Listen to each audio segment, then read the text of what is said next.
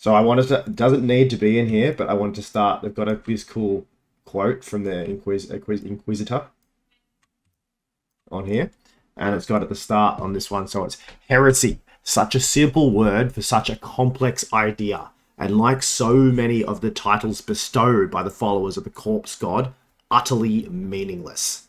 Actually, it's not by Inquisitor. It's by Karnak Zul, which could be interesting later. Foreshadowing there. All right, let's go.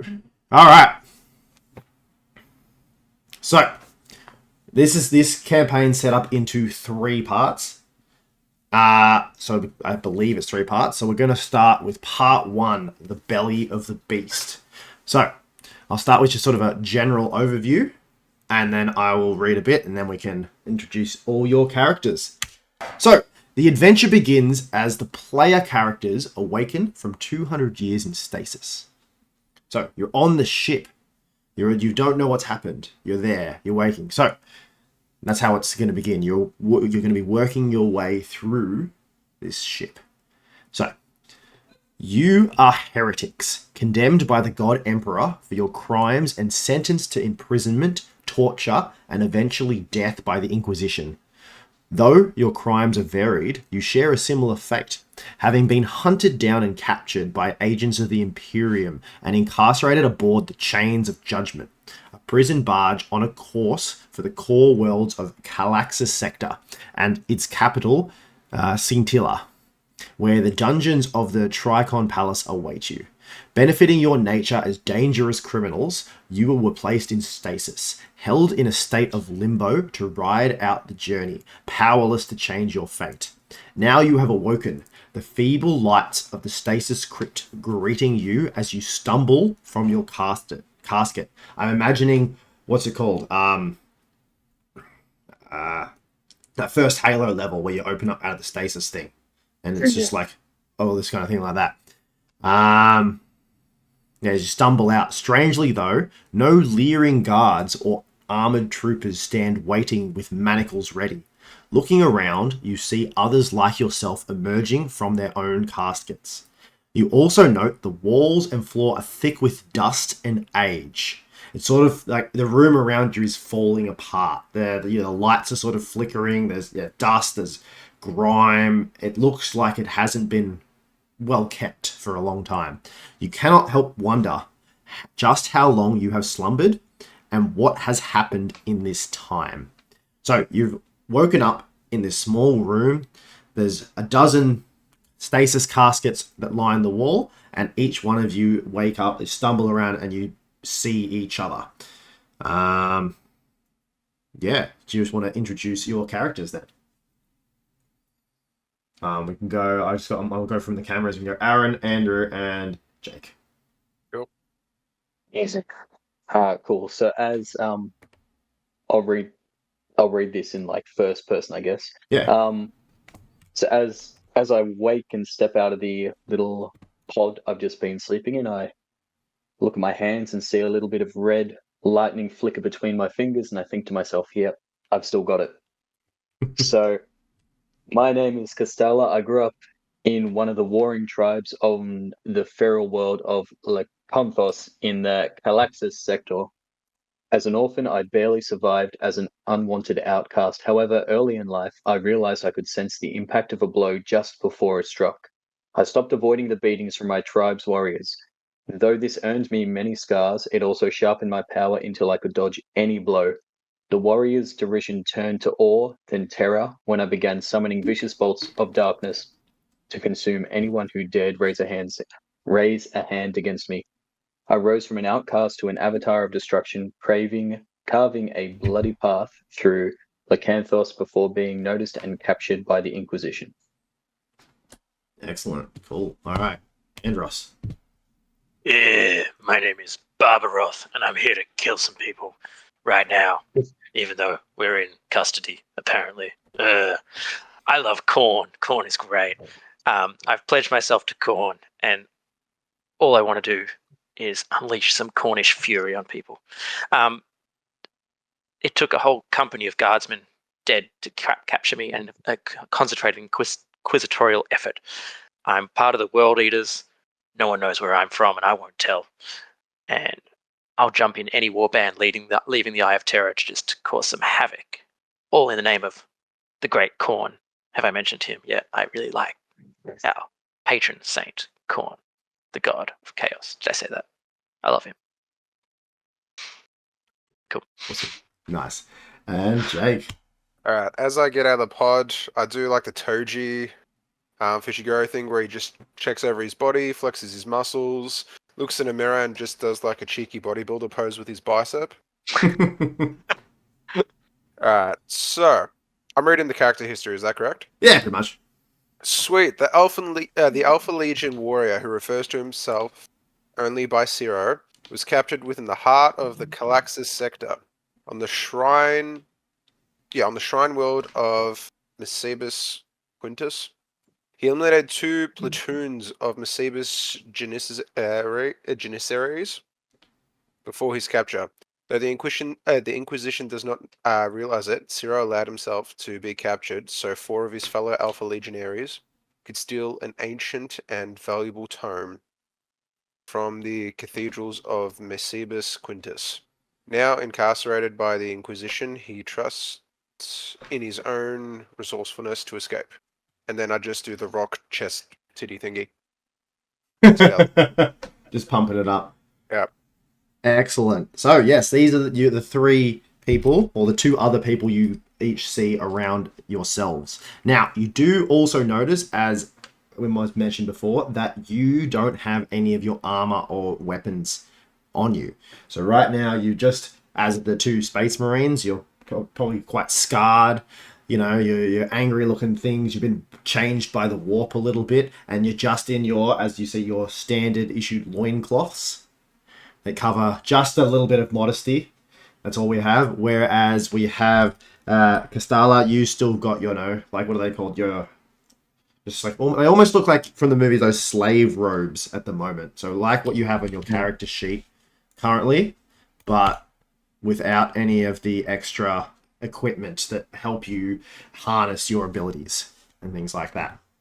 Could I do a perception check and check out Aaron? Absolutely, if you'd like, roll your D100. I got a 34. What's your perception? And my perception is plus 20, so that goes down to 14. Oh, okay. So you notice basically exactly what I said. You can see all this. The clothes you see, you can see that some of the threads are wearing a little bit. It doesn't look like any of Castalla's clothes have aged like the rest of the building around, and you chalk that up to the fact that it is probably because everything in stasis just stays as it was when you were in there. Now, also because that was such an excellent perception roll, I'm going to give you a bit more information as you're sort of checking out Castalla.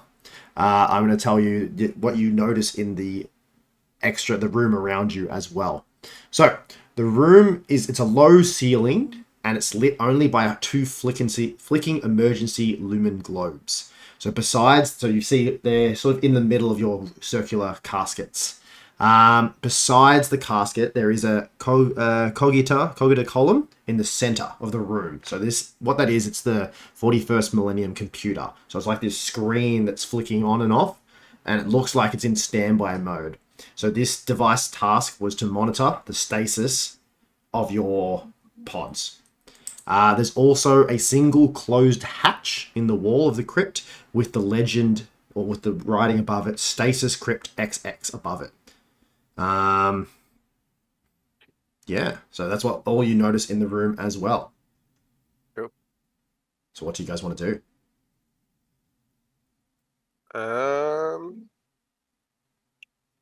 Can I make a suggestion to Aaron? See.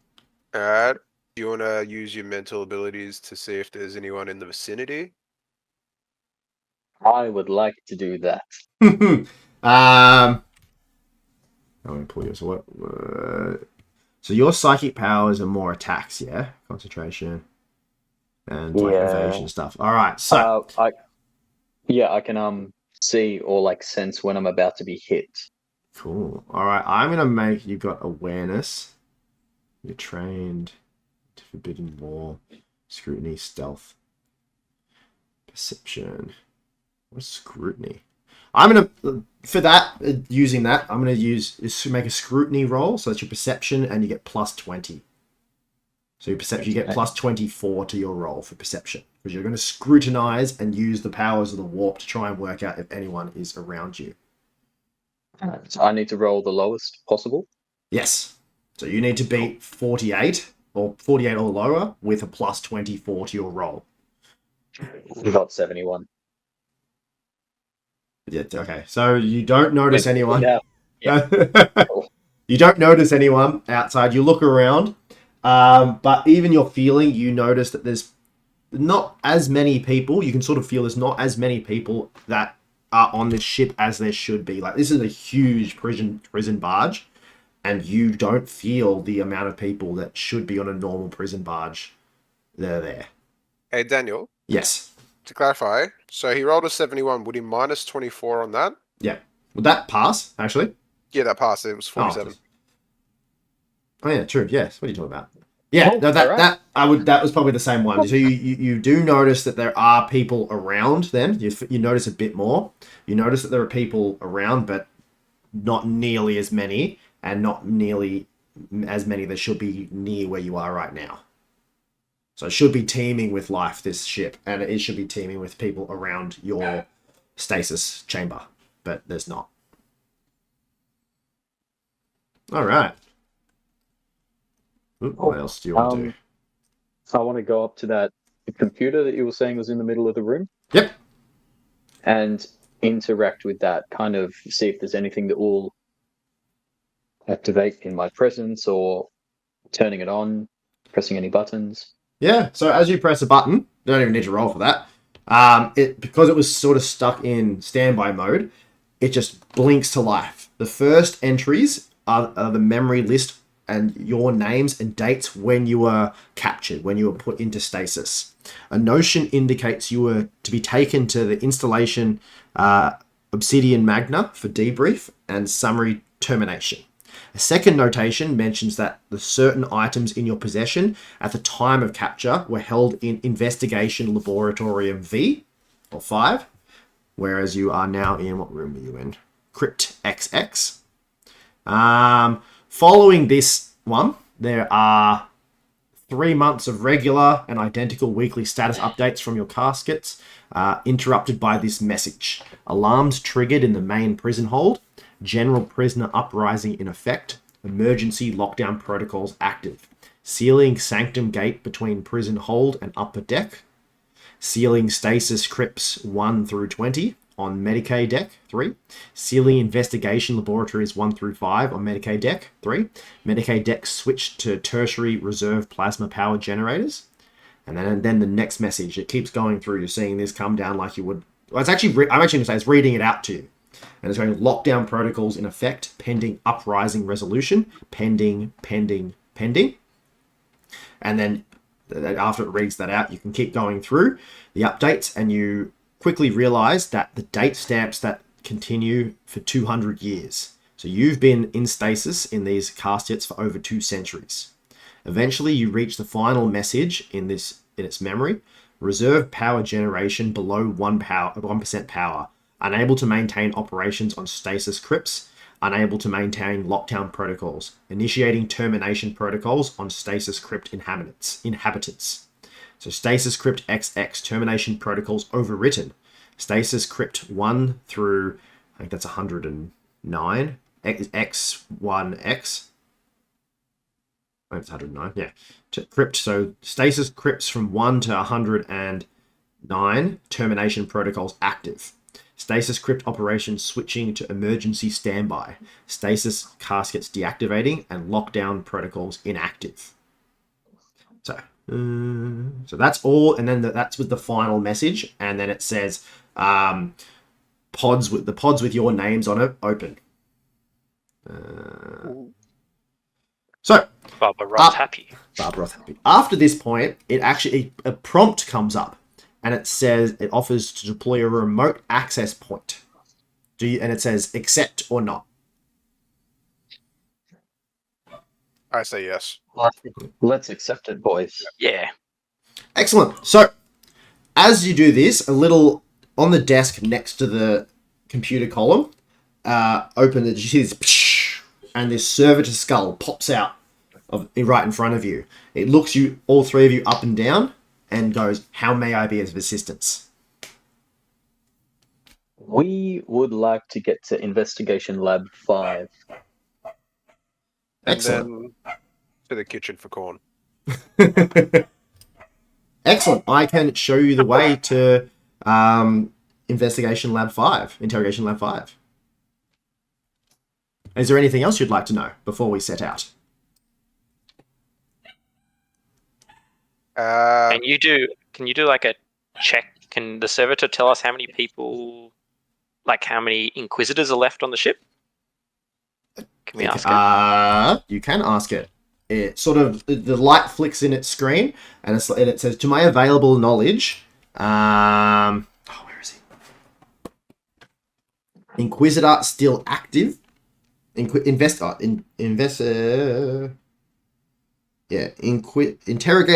No Inquisitor on ship.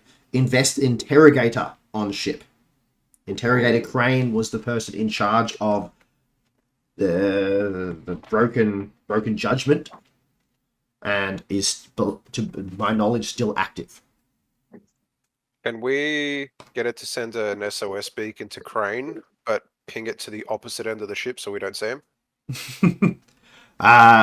The servitor drone looks at you, goes, "Unfortunately, my some of my systems have been damaged in the long time. Unfortunately, I can send my ability to send messages has been destroyed in the time with all the least power, so I won't be able to get a notification to Interrogator Crane." Piece of shit. Alright, well, let's go to our loot. Awesome. I think that's the next section. So, you notice that when you go to the one hatch, it is not locked, it is not barred, it is not broken, it moves easily, as if almost someone has been keeping this particular door well lubricated so that it wouldn't get stuck on you. Once you are outside the crypt, you find yourselves in the scattered or shattered remains of the Medicaid deck. I'm imagining sort of like, have you guys played and seen Dead Space? Mm-hmm. So there's grime, there's the fluorescent lights just hanging from the ceiling and they're flickering. There's some blood along the walls. It looks, you can tell by that this the carnage that happened on the prisoner rebellion. Didn't have a timestamp of when, but in the last 200 years there has been that uprising that has led to the ship's power failure. It's dark, it's dingy, it's littered with debris. It's littered with things around the place. There's what else is there? You also see that there are stasis canisters along the walls. There's stasis vaults. That's what, XV5, 16 through 20, up to you guys. There are a few people still in it, but they are all dead, as per that message sent via the message stick, that all the other ones have been executed. There is also a tarnished map on the wall, but as you have already asked, the servitor drone is leading the way to the area you need to be. But is there anything you want to do while you're in this corridor first? Sorry, go on, Jake. I was going to say, I want to look at the map and see if there's any details about where the Kane guy might be or where his office might be. Yeah, you can have a look. So looking at that, you would know that he's probably most likely up the top in the upper decks towards the bridge, which is where you want to go if you want to be take charge of this vessel. Yeah. But the prism thing is locked down the top floors. Can we ask the servitor, do they know how to unlock the top floors? Yes, so throughout the levels, there is a warden that has the key to the doors. So do we need in between. Sorry. Sorry, I was just going to ask, so do we need to potentially kill like 2 or 3 wardens, or do they have like a master key? The servitor drone looks at you and goes, there is one key that will get you between the upper and the different decks. And are there bodies in the hallway? There's some bodies are lying around. They're more on the bone side now, but there are a few corpses. So, actually, make a perception check. How do I do that? What's your character? Mine's 41, my perception. Yep, so roll for that one. Is it a D100? Yeah, D100, and you need to get below 41 or below. I got 86. You can see there's bodies along the ground. They're more bones than anything else. They do look a little bit funny, but you don't, from where you are, you don't notice how. Could I pick up a femur from one of the bodies? Absolutely. And I would just want to break off one of the sides of it so it's pointy. Excellent. So, you can, if you've got somewhere to write down as well, you can get a crude weapon. It does 1d10 of damage plus your strength bonus, but it has a negative 10 to hit. 1d10 damage plus 10. Did you say? Where are you? Your strength plus 4. Alright. Can I grab 2 of the skulls and put my fingers through the eyes so they're like knuckle dusters? And I've got these 2 skull knuckle dusters. Absolutely. It's still going to be the same damage, but it sounds awesome. So what was that? So you deal 1d10 damage plus your strength bonus. Which your strength bonus is 4 as well. Aaron, is there anything you wanted to do? Or Kristalla? I think I'll grab some. No, there isn't. Actually, no. I pick up a skull, put my fingers through them, and kind of like wiggle them, pretending that my fingers are eyes. Excellent. Wait, I think I gotta let one of the dogs out. Alright, all good. I'm just going to grab a jacket. Yeah, you're good. Awesome. I'm glad you guys did that because it's actually got a thing. It's like you can roll a perception or something like that to see if you guys find any makeshift weapons, but absolutely you can use the body parts, and that's awesome.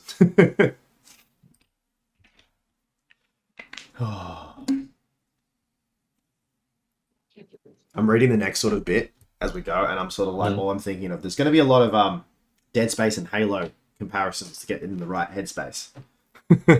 Yeah. I don't know what he wants. Welcome to dog parent life. Here he comes.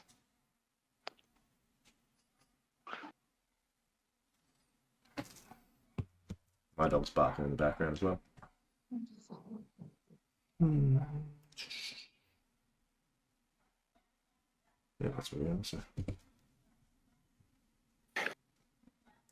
Yeah, but because you're big Chaos Space Marines, you got lots of strength. Ew. Alright. So, I think I do. No, I don't.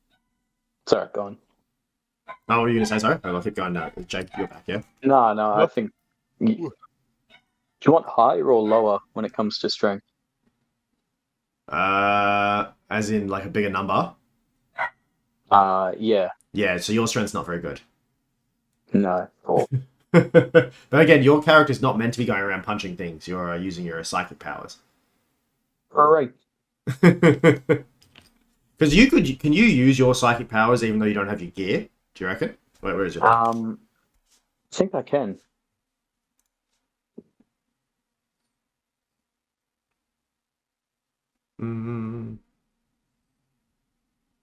Yeah, but you know what? If you decide to use it, I might make it a little bit harder because it's sort of maybe your gear helps you focus it and channel it a bit more. So I'll make it a bit harder for you to do it before you get your stuff.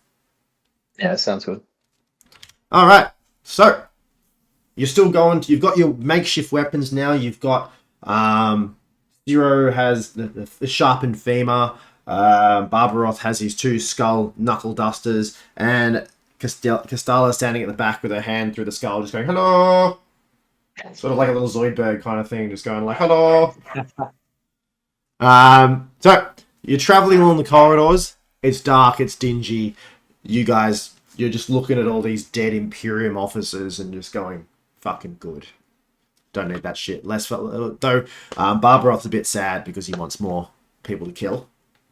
So, the servitor is floating along ahead of you. It's leading you along the way, and it comes to the door of the Laboratorium 5. But you find that as you reach the door, you can see and hear that there are already people in there. What do you want to do?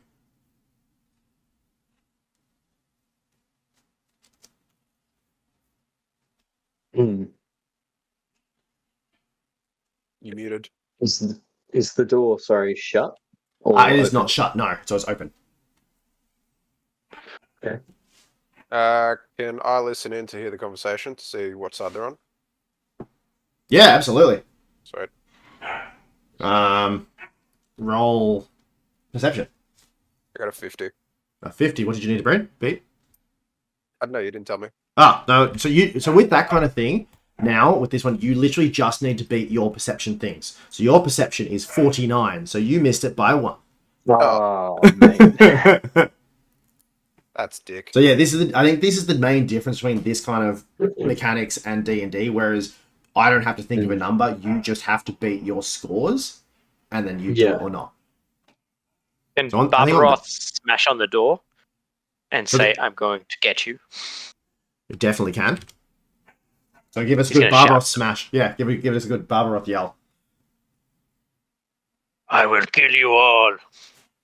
And instantly all commotion inside stops, and you just hear this kind of grunting noises.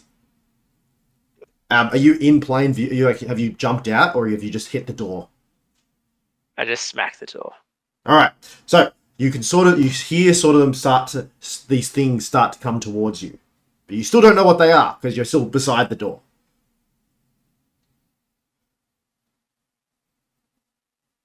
What are we doing? Should I kick it down then? And So the door's open. Door's open. Oh, the door's open. Yeah. Sorry, I missed that. Sorry. So did you want to then jump to the side and hit the side of the door?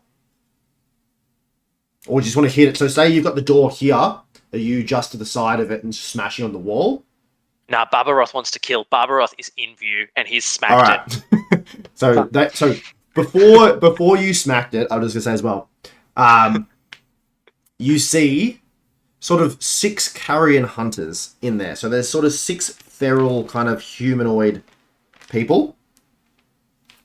And they're looking feral. They're just going at your equipment. They're looking for things to eat.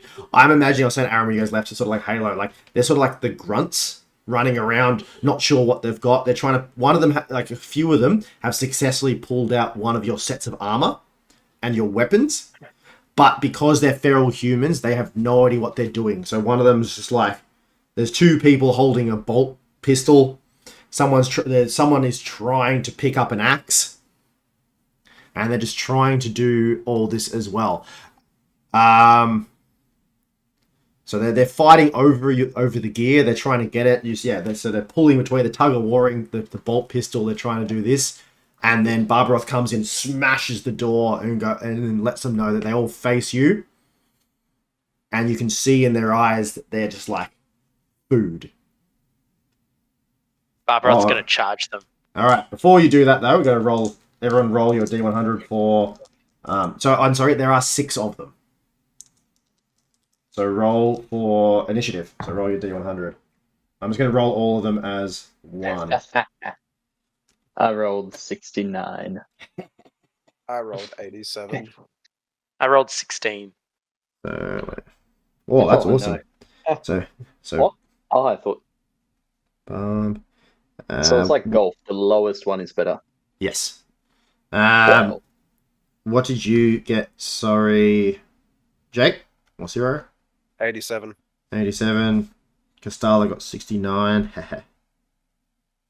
Then we've got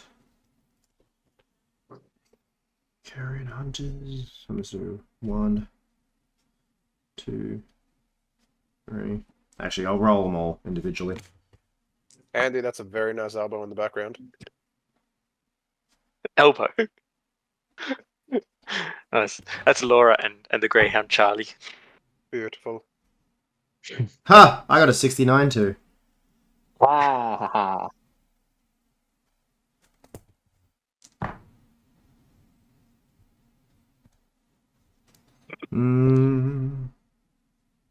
Oh, I'll sit that way.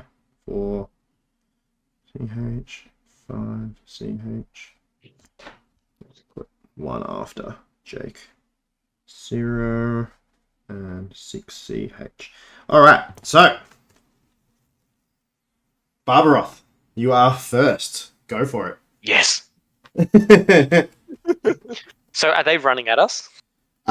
Some of them, you've just bashed. They've noticed Okay. you, they've frozen, and then that's when the combat started, and so you get to go first, so you can do whatever the fuck you want. Well, I'm gonna just. So, like, how far away are we though? Is this a big room? No, like it's the- probably small. You can make it there in a full turn. So with one arm, I'm gonna lunge out and crack the first one across the face, and then whilst then pinning him to wall, uppercut another with the second knuckle dusters. Alright, if you can get to roll for strength, if you get at least 1 degree of success, I'll let that work. How do I roll for success? Sorry. So, roll for strength. So your strength is 47, and this is an athletics. I'm going to give you an athletics, so it's...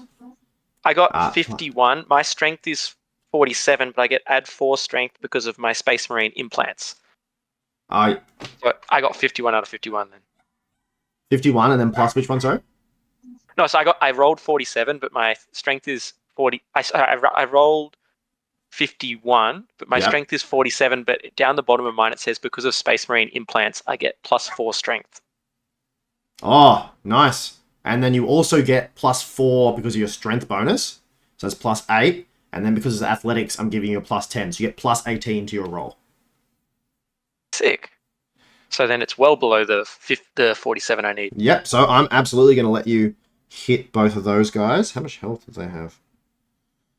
Crack. Alright, so I'm just going to do it. No particular one. So the next one you're going to hit, you can smash one. So roll a d10. And it's 1d10 plus 4. I got 8. 8 with the plus 4? So do you mean plus 4 or minus 4 off that? Oh, so you plus it. So you rolled an 8? Yep. So you do 12 damage. Cool. So, one of the carrion hunters, you just power through. So you smash him to the wall and uppercut it, was it? Yeah, oh no, the first one was hooked against the wall and the second one's being uppercutted. Ah, okay, so the first, and I want you to roll it for the second one as well. Okay. And roll another d10. I got 4. Plus the 4, it's 8. Alright. So you smash the first one up at the wall, and you just swing your gigantic fist into its head, and his head just fucking tomato explodes up the wall, and as his body slumps to the ground. The second one, what did you do the second one, sorry? The second one's the uppercut. The second one, you just swing through, as he gets close, you swing through, and he quadruple backflips back. You just hear this sickening snap, as in your space, like your Chaos Space Marine strength, his spine, his neck just snaps, almost tearing it like his head off with your second punch. So you've absolutely obliterated the 2 closest Aryan hunters. Now, seeing this, the third one is holding your bolt pistol, or who's got the bolt pistol? I think everyone does, don't they? Except for I don't have one. Actually, I think Ciro is the only one with the bolt. You've got the Legion bolt pistol. So the third carrion hunter was one of the ones that was holding and tug-of-warring the bolt pistol. So as it does this, it somehow, like on the ground, it manages to move it around, to fire at you. But these things are actually, like, they're not intelligent. So it tries to fire at it, and all you just hear is this click. And it has no luck trying to fire its gun at you. As it does this. So that's its turn. Kastala, it is now your turn. Oh, you muted, by the way. My God. Sorry, dude. That's all right. What a pleb. Where am I situated in this scenario? Am Actually- I still outside? Yes, you and Ciro haven't actually come in the room yet. So Barbaroth has just charged in there and absolutely obliterated two. You just hear him sort of like manically laughing, and you're just hearing like, you know, snap and squelch and these massive bang. But you actually don't know what's happening yet. So yeah, I'm gonna say you can move. Like, I'm gonna say it doesn't take any movement to actually get into the room, because otherwise it wouldn't. Okay, cool. If I stand at the doorway, can I see anyone? Yeah, so you can see there are 4 other carrion hunters. All right. From the doorway, I would like to shoot a doom bolt at them, at one of the things. Absolutely. So your doom bolt. I'm gonna make it. It's a willpower test. I'm gonna make it at -10, just because you don't have your gear. So you'd roll willpower to see if it hits with -10. So you need to beat a 72. Okay, so you fire off this doom bolt from your hand, and because you've been so used to your gear and you've been in stasis for 200 years, your aim's a bit off, and it just sort of goes over the top and just hits the wall, and just like this massive bang happens, but nothing else happens. All right. All right.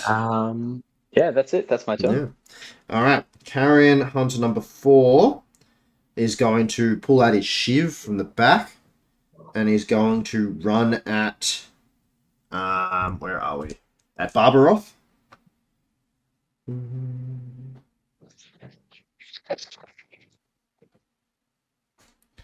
And he's going to try and hit with the strength.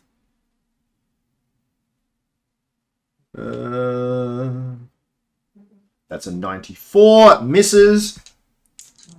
The Carrion Hunter number 5 is also going to come running at Barbaroth. And miss as well. Ciro, it is your turn. Cool. Alright, so is it a big room or is it just like meh? Like I won't use all my movement if I go from one end to the other? Nah. That's it. So I want to charge in, pick up 2 of them by the scruffs of their neck and just like smash their heads together. All right, cool. So again, you're gonna have to try and do a good. That sounds awesome, though. So actually, yeah, just make a strength roll. Actually, it's real cool. I'm just gonna make it work if it works. So strength. Fuck, it's dog shit. I got a 93. Yeah, no, that doesn't work. Oh. So you try to pick up these 2 guys, but because they're so, like, you can just see the feralness in their eyes. They're just like small. You're still getting used to your limbs as well. I'm getting out of stasis, so you got to grab these 2, and they're just sort of able to wriggle away and move away as they do it. All right. Now, but Carrion Hunter number 6 is on his way. He's going to take a swing for you. And completely miss. He's too scared of the fact that he realizes he almost got his head smashed in. So he's just going to keep going. All right, Barbaros, it's your turn again. So you're sort of in the middle of the room now. There's Space Marine, Carrion Hunters around the place. There's still 4 to go. There's 4 to go. 4 to go. So, alright. Can I see my equipment? Can I see my chain axes? Not currently. Okay. So I got to kill some more people. You can make a perception check around the place. Would that take a turn? It would take a turn. No. Let's knuckle dust to the 2 closest to me. We're just going to go for some Space Marine implant strengthened straight jabs. Pew, pew. All right. So make a strength roll. Is that D100? Yeah. Yeah. I got a 30. And then I get +4 to that, so 26. All right, so and your strength is 45, so you've almost got 2 degrees of success on top of that. So roll, the D10 again twice for me. 5 and And 7. All right, and that's before the +4 to your strength. Yeah. Yeah. So you again, absolutely. You just do these quick jabs, and it's just like doof, doof. And both of them, you just sort of like smash in their faces. So it's just like one caved-in skull, another caved-in skull. It's like bang bang. All the while manically laughing in their faces. For corn. Now, you've reduced their numbers right down to 2. The last 2, now because these are feral descendants of the crew and inmates, that since it's 200 years, they're sort of feral. They just want food. They're not doing well. So they see this. They realize they are no match for the fact that you, in two moves, basically, have obliterated 4 of their mates. And they just scamper up and go into one of the ventilation shafts to the side and run away. So you guys just demolished your first combat. Nice work. Corn will be pleased with our results. Now that the threat has passed, you're able to look around the room a little more. You're able to see that now you're in Laboratorium 5. Around the room is a nightmarish collection of scientific equipment, several autopsy tables marred with ancient bloodstains, various sealed beakers and casks of long decayed substances, and the mummified bodies of several of the crew who died within. Can I actually get someone? You can make a group perception roll. So everyone make a perception roll. 17. 76. 62 out of 41. I'm gonna say though the 17 perception helps you guys all get through it. It's wasn't that hard because the bodies are there. You also notice that some of the bodies have look like they've sort of got finger clawed and teeth marks. Hi, Laura. Claw and teeth marks as these decaying bodies have sort of been mutilated and eaten a little bit. Anything else? Yes. So, besides, I'm going to say it was Ciro's gear is out on the floor. You can also see stasis chambers labeled with the rest of your gear, each other's gear, in each of the rooms. The servitor that just now that the battle's done, the servitor floats in and goes through and says that all your weapons and armor have been stored in stasis chambers like yourselves. So, what do you want to do? Get dressed. Get dressed. Awesome. So, as you put all your gear on as well, you notice that every ranged weapon only has 1 clip of ammo currently. Is all the other characters' gear in here, or is it just ours? It's just yours. My chainsaw axes, do the chainsaws work? They do. So you notice that, and the servitor tells you that because they were put in stasis, all your weapons are in perfect working order, and that you don't need to worry about any jamming or anything like that because, like yourselves, when you were put in stasis, everything is exactly as it was 200 years ago when you were placed into stasis. Is it alright if I quickly go to the bathroom? Yeah, go for it. So, No. You cannot do that. You should have got him to roll a D100. Yeah, you should have. Thank you. Page 18.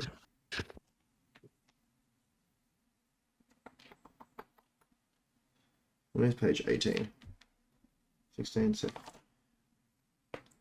They're pretty good one-shots, these as well. I'm pretty excited by them. I read the whole story. It looks fun. Yeah? My whole TikTok at the moment is Space Marine lore. Oh, so's mine. It's going to go on for a long time. Oh yeah. I love it. Like, I love like the 30k stuff when it was all the Primarchs were out and about. Oh yeah, cool. Because where That's a what I lot of them are lost now, aren't they? Or dead? There's only the Lion just woke up, and then there's Guilliman with the Emperor's sword Oh yeah, but they don't do on the much, do good they? side. Is Gilliman in the warp Oh. though, fighting? I don't know. Didn't the Lion just go to talk to him? I don't know. Which book are you reading? No, this is like the current Oh. stuff. Ah, yeah. I don't know. Like he's just that's in like Warhammer current lore, isn't it? I think because he was on the planet of the is it the salamanders that he's the Primarch of? Oh yeah. He was on the rock. They call it their like home base. I have this one guy on TikTok, and he goes like, he's pretends to be one person asking all these questions, and then him answering like correct or no, then this and that. It's like, oh, so there's one type of space marine. It's like, no, there's all these different ones. Also, space marines are the good guys. Ah, no, they're not the good guys. No one's the good guy in war. There's all these different chapters with different Primarchs and different things. And I love the things like, the salamanders are probably the nicest, but then if you're enemy, no. Yeah. Or if you're a good guy and you hurt a human, the salamanders like kill you. Yeah. I saw one meme, it was this Eldar kid and a salamander in the bush. She's like, oh, I can't kill the unarmed child. That's not fair. So it throws it a knife. It's like, she's got a knife. All right. So you are all geared up. You have one clip of ammo.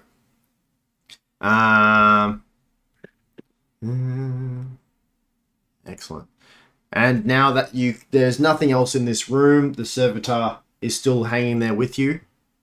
And realistically, your goal for this one, I didn't even say the goal. Your overall goal is obviously you want to take over the ship because you want to go into the warp. You want to go back to your gods of chaos, obviously. So you're trying to get, that's the overall goal, is you're trying to get back to the warp and to chaos. Whereas obviously these guys are still trying to get you to the home world to be, what's it called? Executed. All right, what do you want to do? Scour the room for resources, if possible. So the only resources in there, besides like everything sort of been ripped open, destroyed, the only useful resources are your gear and the one clip of ammo. Can we loot the feral? You can try and loot the feral. You can. Okay. They have a varying array of sort of shivs on them, and then some questionable looking meat. I'll take the meat. All right, go for it. I found my equipment. Yeah. Yes, put all everyone that on. has their equipment. Yeah, yeah, we've all got our equipment. Sweet. Is our little robot guy still with us? He is still with you. Cool. I ask him if he knows of a way out of here. Excellent. So the robot, the servitor drone, looks at you and goes, to get to the bridge and to get out of here, you will need to go through the prison hold. Then go to... You need to go through to the Sanctum station up to the upper decks. That will lead you towards the bridge. If we leave out through the door that we just came in, we'll go through the medical section, and you will be able to get to the Sanctum station that leads through to the upper decks. Can we ask him where the warden is? The warden usually presides in the Sanctum station. Okay. But there is a way that if he is not there, as all Imperial personnel on this ship, they have trackers implanted in them. So you'll be able to, in the just before the station, find out exactly where he is. Okay. Can we ask if there's an armory in the vicinity? There is an armory. The armory is in between, so it'll be at the Sanctum Station. As this is where all the guards would store their equipment. Lady and Sounds- gent, do you want to sorry. stock up before we go fight? Let's do that. So we still have to push through medical, don't we? You do. Can I start running towards medical? So the Medicaid deck is basically outside of where you are. So it's located just above the main prison holds. And the closest to the upper decks. The Medicaid deck, or it's actually known by anyone other than the Imperium, or even some in the Imperium, as the interrogation chambers, was where the Inquisition would slowly and painfully extract secrets and confessions out of its captives. This is also the character's first. Yeah, so this is the area you guys woke up in. So you're going through the Medicaid deck. So you're still going through this, and as we've said, it's sort of, disgusting. It's broken down. There's blood everywhere. There's bodies lying about the place. Now that you've fought some of the carrion humans as well, you notice in the distance or in like the vents, you hear the scuttling around, some snuffling. But now that they know how dangerous you guys are, no one's going to come and get to you just yet. All right. So as you keep going through the Medicaid area, you get to a sort of impasse. You've discovered two ways to continue. You can go down into the prison hold or up to the upper decks through the Sanctum Station. So the one way will lead through to the Sanctum Station. The other one will go down towards the depths. Now, as you get here, the servitor says you will need a key to get through the Sanctum Station. But that is where the warden is usually resides. So he usually has the key. Why do I get the feeling that the warden is actually going to be found down in the prison? That could be cool. Hmm. Can we hear anything? All you can hear at the moment is the sort of every now and then the sort of scuttling of things that are more in the vents. Okay.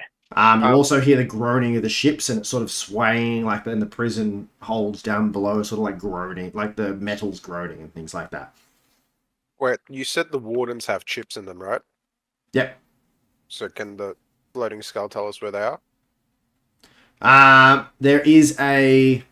Where was it? Two greyhounds just walked into the door. So at the servitor, as you ask the servitor, it sort of lights up, and it goes towards the impasse. You notice as it does this that there is sort of like a terminal that's perfectly fit in for the servitor's skull. So it turns and faces you and slowly reverses into this skull. And it sort of looks like it's loading. So like there's like text, like Matrix style, going across its eye. And it's able to say that the warden key card, the warden is down in the prison hold. Good call. Knew it. All too easy. We just go up there and he's there at the door. He's just there, hi guys, come on through. All right. Are we heading down? Right, if we head down, is that towards the what's it called? The armory, or is that in the opposite direction? Oh, good call. Oh no, actually, so sorry, it was not the warden's not up in the sort of thing. So the warden location, there's a actual warden's tower down in the hold, and that's where it is. Like that's where you need to go to unlock the door to the next area or get through the next area. So the servitor in there is the warden's usually in the warden's tower, and there is still getting some signal from the warden's tower, but it's pinging something else further in the prison hold. All For right. the warden. Can we get the servitor to come back out of the wall? Yeah, so the servant once it did that, it popped out Okay. to explain it to you. So it's back, it's still with you. Can we get it to guide us to the armory, then to the warden? Absolutely. So you go down into the prison hold.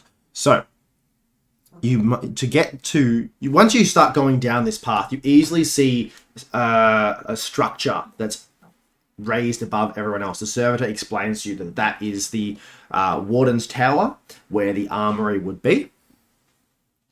So that is the way we're going. Now, the gantries and the route to the warden's tower through all this, it hasn't lasted the test of time. So these last... Hello, Greyhound.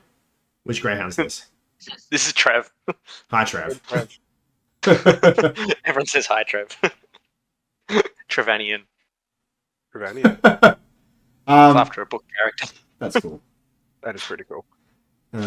So it's going to be hard to get there. So, like, it's swaying. The gantry is corroded. It looks like there was, grenade explosions. There's been stuff that's happened here. There's been a battle that's happened here. Obviously, you assume this is what's when happened when the soldier or the prisoners tried to get out. It would have started down here. So it's not looking great.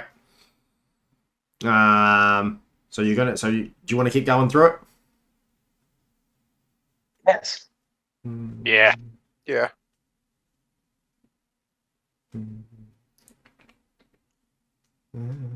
I want. So you start walking for a little bit. You're taking your time. You need to keep going. I want everyone to make a awareness test with -10.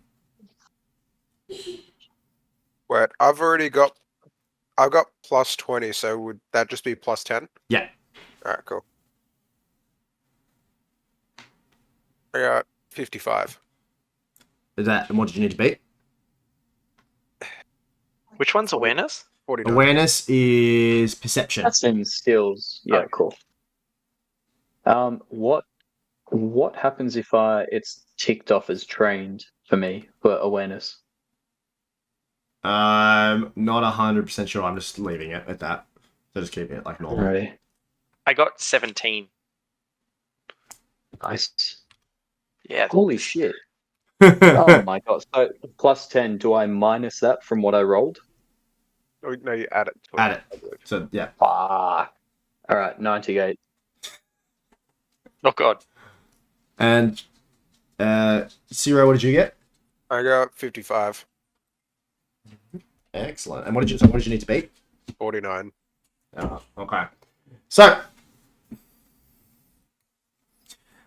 Barbaros is, as you're walking along, Barbaros is able to see that there are a group of carrion hunters holding onto the sides of some of the prison barges on the just to the next. They've got their shivs in their mouth. They're getting ready. They've got hunger in their eyes. They're preparing to jump and attack you. Where are we? That pleases Barbaroth. He smiles. Ciro is pleasantly unaware, still focused on his feet. He doesn't want to fall off this gangway, as it'll fall and take a bit. It'll hurt. He doesn't want to take any damage at all. And Castala trips and falls over. And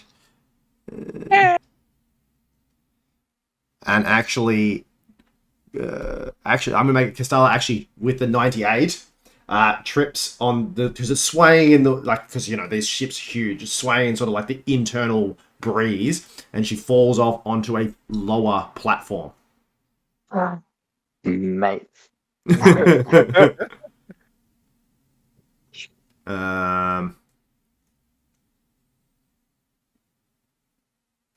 Should we jump down after her? Because there's probably more people down there for Barbaroth to kill. Barbaros. So as you know this, Barbaros, I'm going to say that there's going to be. How many actually jump at you? Now, is Barbaros saying that, or is he just like corn? This is true. So you've noticed it, Barbaros. You haven't told him. No one else has noticed anything yet. Oh yeah, Barbaroth just starts chanting corn, corn, corn, corn. He looks really pleased behind his mask to himself.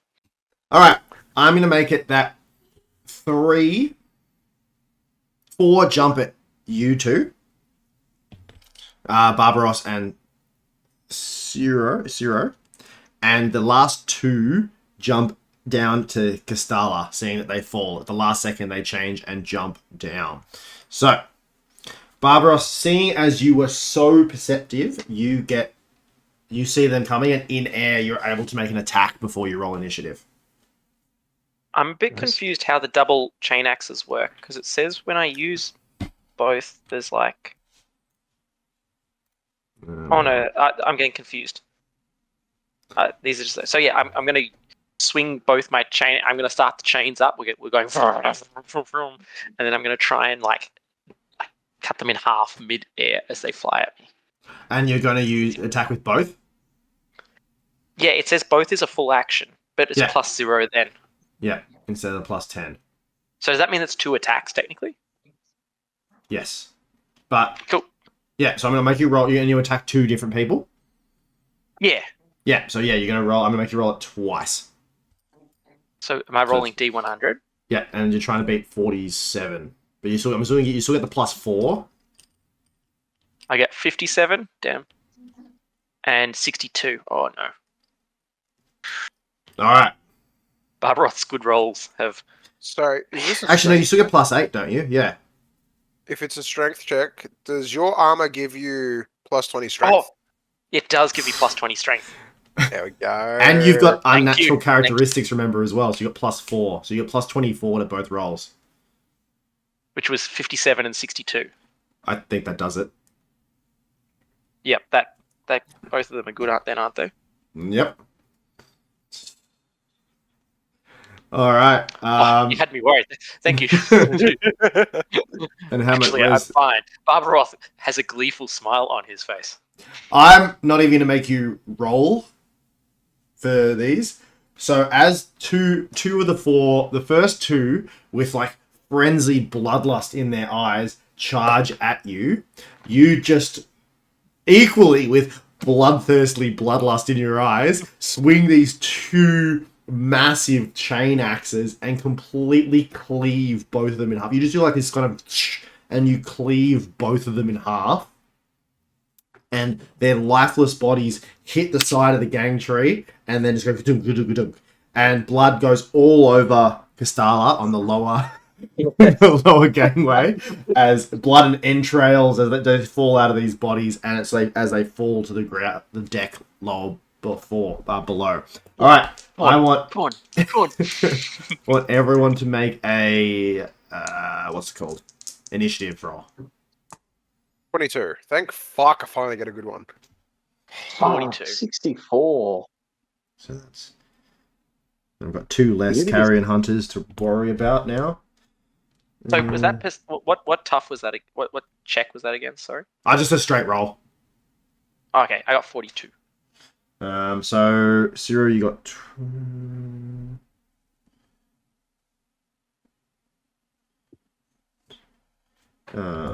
What did you get? Sorry, Barbaros. 42. And Castalla. 64.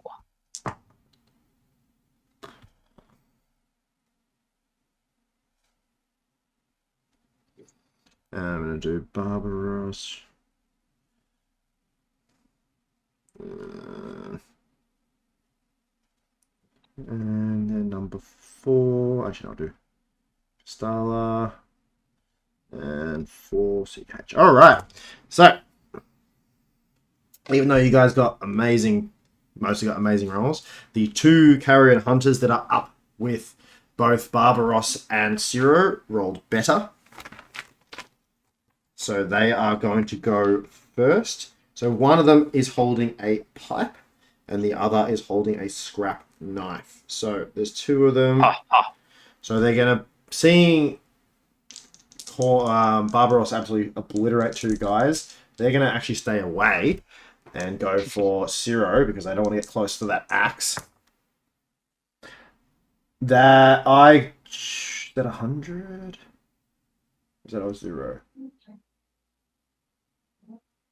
I just got 101, so that definitely misses. I'm going to say the first carrion hunter with the pipe swings and actually hits himself and does 2 damage. Because he got 101. Impressive. It is impressive. Well, actually, no, he got a 100. So there's 1. Yeah, so he got a natural 100. And then number 2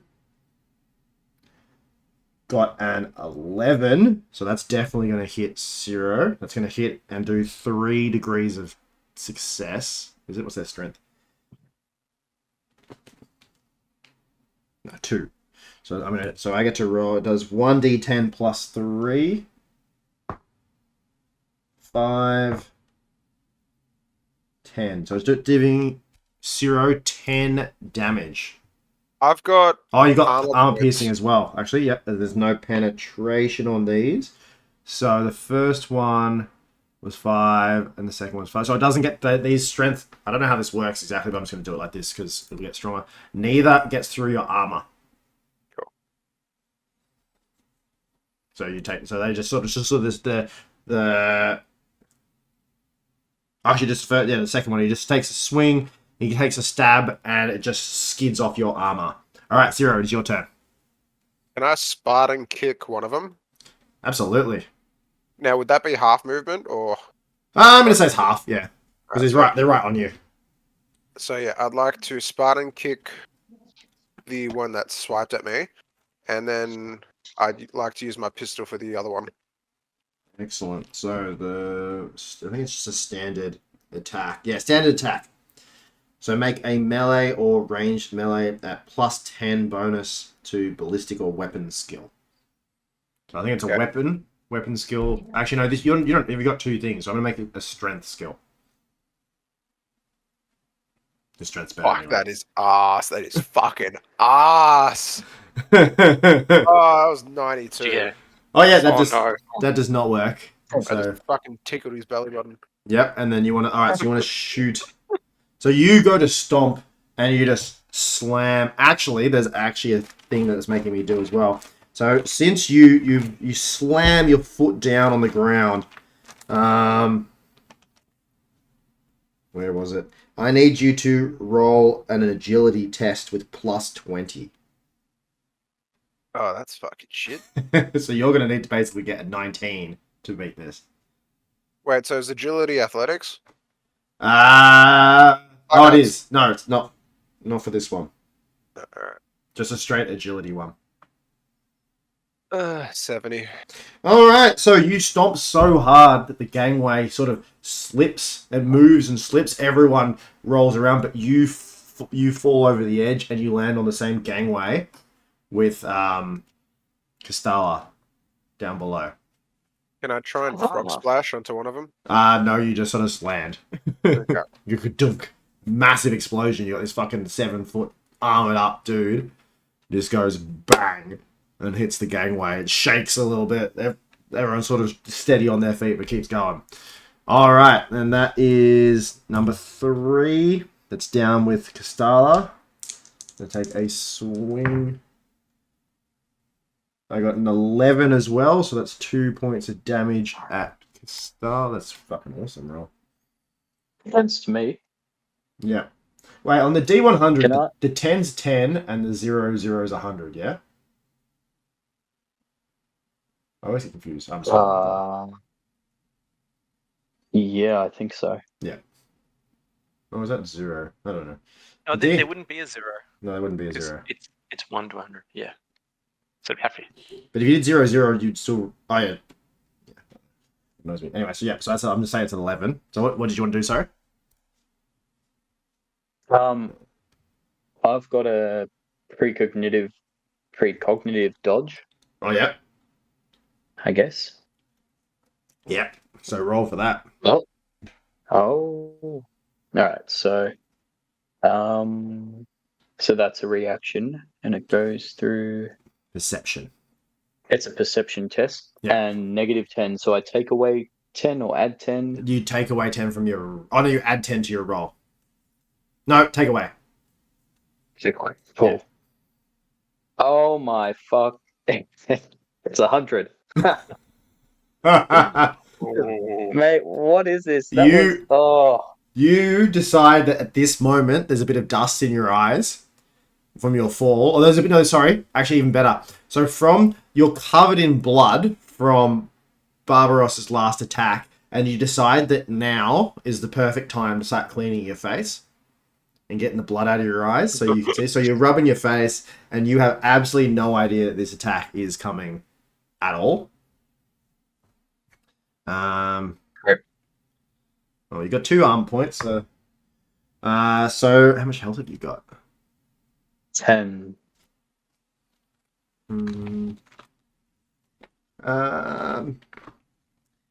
Did you want to use an infamy point to re-roll? I absolutely do. Alright, give that another go. It's 79.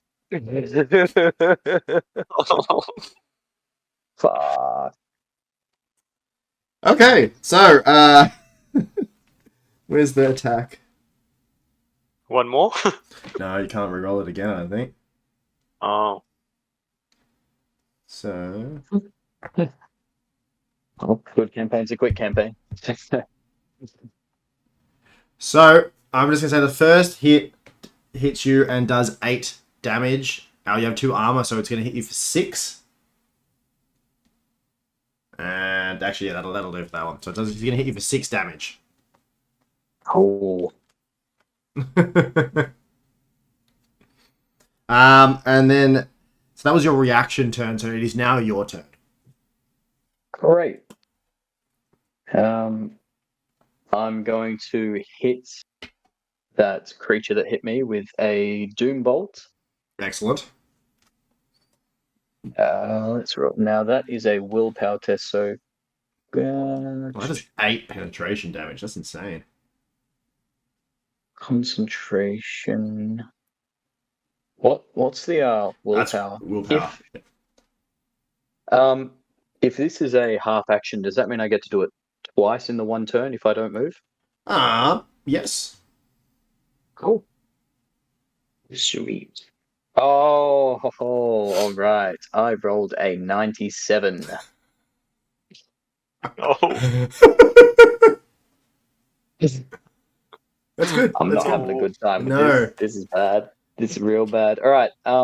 Can I use the other half of my action to do it again? You can. So you took some damage from that. You're a little bit, shaky on the first shot, and as you're trying to stand up, you just let loose the Doom Bolt. It's all right. You're on your feet now. You're prepared. The next one is 87. Just kill me. Like, serious.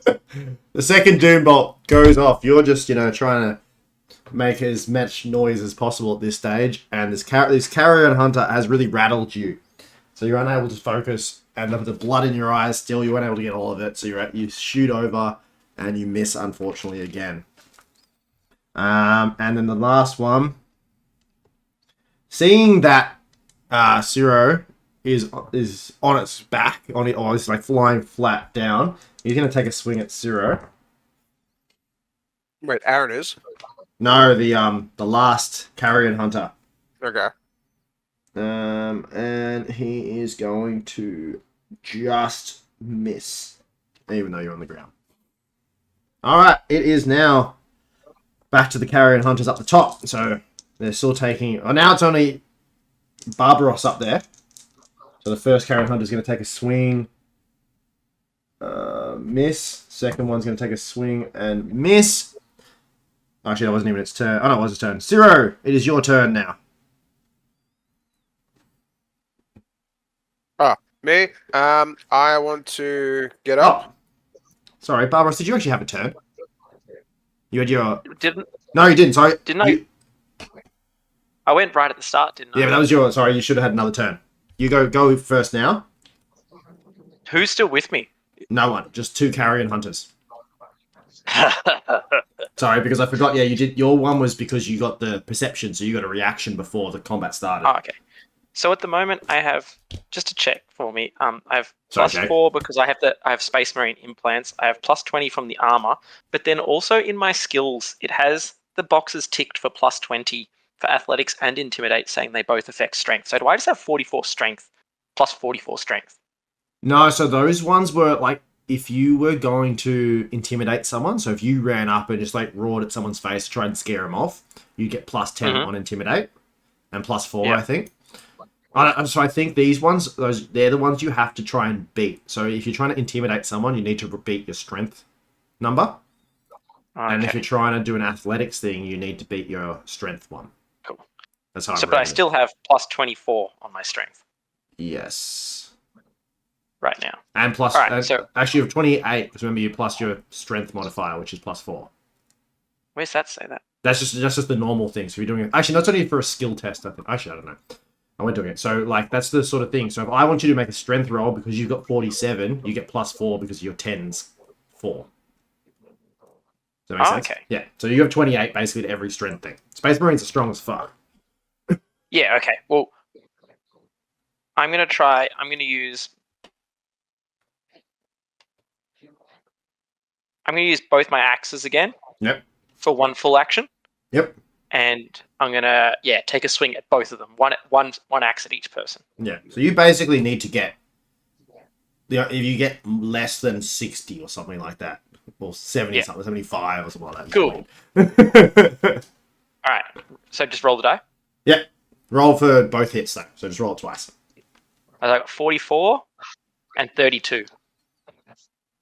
You demolish these other two as well. So their health is fucking 8, and you get plus 14 to any dice roll. So the minimum you can get on an axe attack is 15. So there is no point even rolling damage. So you just instantly decapitate one of them, and easily as just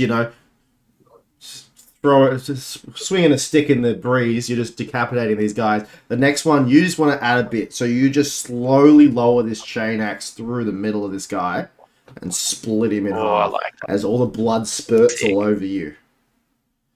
And you just demolish 2 more. So that was your turn. All right, Ciro. You're going to have to take half an action to get up. All right, I'll take that. All right. Do I still have my crude weapon? You do? Oh, yeah, sure. Why not? Yeah, that sounds good. So I'm just going to get the one that's closest to me. Yeah. And I'm going to get my crude weapon and just try to stick it up from his chin towards the top of his skull. Nice. Honestly, if you want to do that, you can. Honestly, though, I'm going to say it's going to be the same damage as if you just want to punch him. I know, but my one sounds cooler. That's true. All right, roll a strength 1. Jesus fucking. 97. So as you're getting up, you decide to take a swing at this guy, and it just goes woo. You are not built for melee. Your character is not designed for close quarter fighting with with melee weapons. So you just go woo, and it goes straight over him. All right, now in turn order, Barbaros, it's your turn again because I missed your first turn. So we'll go in order now. So it's your turn now. All right. How much of an action will it take for me to just jump down to where they are? I'm going to say you're going to have to roll an athletics. All right, so that'll be a D100, and I'll have to beat my strength. Yeah. Do I get the strength bonuses then if I'm trying, or do I have to straight up just beat it? I'm going to say you're going to have to... you have a plus 10 as your skill. Okay. I'm going to say you're just going to so I have to beat 37. Okay, where are you? I got a 47. No, your strength is 47, isn't it? Yeah. Yeah, my strength is 47. I rolled 47. Yeah, so you beat it. You actually got 37 as well. Because your plus... See, remember, this thing's written badly. So yeah, so you actually get 1 extra degree of success. So you're able to land like superhero style with your fucking chain axes going, and because of the degree of success, you still have your full turn. I'm gonna say. So it's just this cool, like, bang, you're just like, fuck yeah, I'm here. I'm still chanting. I like to chant. Come on. As I start, I'm just revving them in time, the chain axes, and we're gonna. So there's still 2 carrions. There's still 2 carrions. Okay, we're double swinging again. All right, go for it. All right. We get a 24 and a 98. Oh no. All right. So finally, you fucking missed one of them. So as you land, 24. I'm going to say the first one. As you land, you try to just with with the flow of the momentum, you try to keep swinging the first axe. The first one misses in just your pure epicness of your land. You're just so G'd up that you just sort of overswing and miss him. And the second one, you sort of get a bit annoyed at yourself that you missed it. So you're like, you take a bit more careful aim. You just go fucking bang, and this guy like just explodes and tears. Because remember as well, actually, I just remembered your chain axes. Do they have tearing? Yeah, they do have tearing. Yeah, so you'd normally get, remember, a D4 extra, and you get to re-roll that as well. So remember that for fighting stronger guys. Okay. So you just absolutely obliterate this guy. And yeah, so there's one Carrion Hunter remaining. It is now Castala's turn. Let's go, Kista.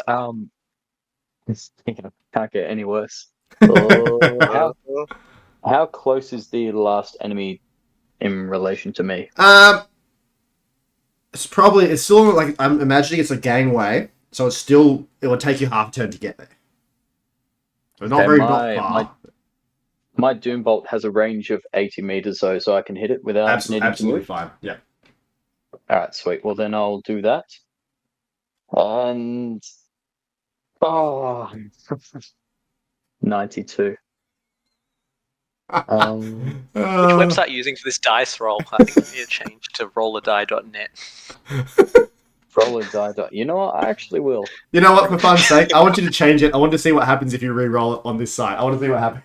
Rolladie.net's been giving me some. All right, we're gonna stop it in 3, 2, 1. Stop. 47, which is better, but if I look, wait, that's a willpower test. When manifesting a power, Castella must spend. Oh no, that's different. Cool. Yeah, 47. I don't know if that's better or worse. Yeah. Well, your willpower is 50, Well, then that's good. so it hits. Great. Roll dice. I'm going to stick with this website. Rolladie.net. All right, you get to do 1d10 plus 4 damage. Excellent. All right. That is 9 damage plus 4, so 13, and 8 of it is penetrating. Excellent. So you shoot off this. You really focus on this one. You want to hit this guy. You know, you've taken some damage. He's unhappy, and you're just like, I want to absolutely obliterate this guy. So this Doom Bolt explodes out of your hands and hits the Carrion Hunter in the chest. You see a hole that explodes a hole through its chest. And as it does that, you see the Carrion Hunter still alive at this point, look down in horror as it begins to corrode from the hole, disintegrating the rest of his body in like slow motion. And he just, the last bits of human debris just sort of float off as it disintegrates completely. Barbaroth is chanting, "Corn, corn, corn, corn." All right, so you have beaten these. Now the servitor drone sort of floats back and goes, shall we continue to the Warden's Tower? Armory first? That's where it is. Yeah. Yeah, cool. Yeah. Is there any Can I convert to the Cult of Corn? Fuck me, this God of Death is fucking ass. Which god of death are you praying to? Clearly the wrong fucking one. Is yours Slanesh or something? No, Alpha Legion is. I can't remember who Alpha Legion is. Steve, if you're there, do you know who Alpha Legion supports? Oh, someone looking up while we're doing this. All right. I'll Google. So you continue along the gangways now. You've all sort of linked up because they link up as it goes towards the tower. I would like everyone to make an awareness roll, please. Is there a like a health potion or something nearby? There might be in the Warden's Tower. Cool. There isn't something there, but there might be something there at the Warden's Tower. Oh, it doesn't. They don't know who you serve. They don't know. Alpha Legion doesn't really serve any of the Chaos gods. You just kind of serve Chaos. You're believers in the Imperial truth. You should really convert to corn. The world eater's doing well. I agree. Become a world eater. Hey. Alright, so what type of check did you say, Daniel? And awareness. So if you don't have awareness, I think it's perception. Okay. Oh, sweet. I got 49. What did you need to beat? 49. Oh, lovely. Can the other two make a perception or awareness skill test, please? Oh, actually, no, sorry. It's plus 20. So you don't beat that. So now you've Okay. I rolled challenge rating. 59 and I had to beat 41. Alright, nope. I had to beat 48, but I rolled 70. So does that? I know I don't hit it either way, but does that plus 20 add it to 90 or take it away and put It'd it to make it 50? 90, because this is a difficult thing to find. So, you're trying to get there. You've noticed that most of the hatches into the warden's area are sealed up. They're all sealed. All the ones that you notice are completely sealed. All you notice that is that there is a small vent climbing up that could help out. But it is not big enough for a space marine. And I charge one of the doors. Go for it. Is that an agility thing? I think it's just a strength. All right, I'm going to run at the closest door. Or the closest hatch, wasn't it? Sorry. Yeah. I rolled a 9.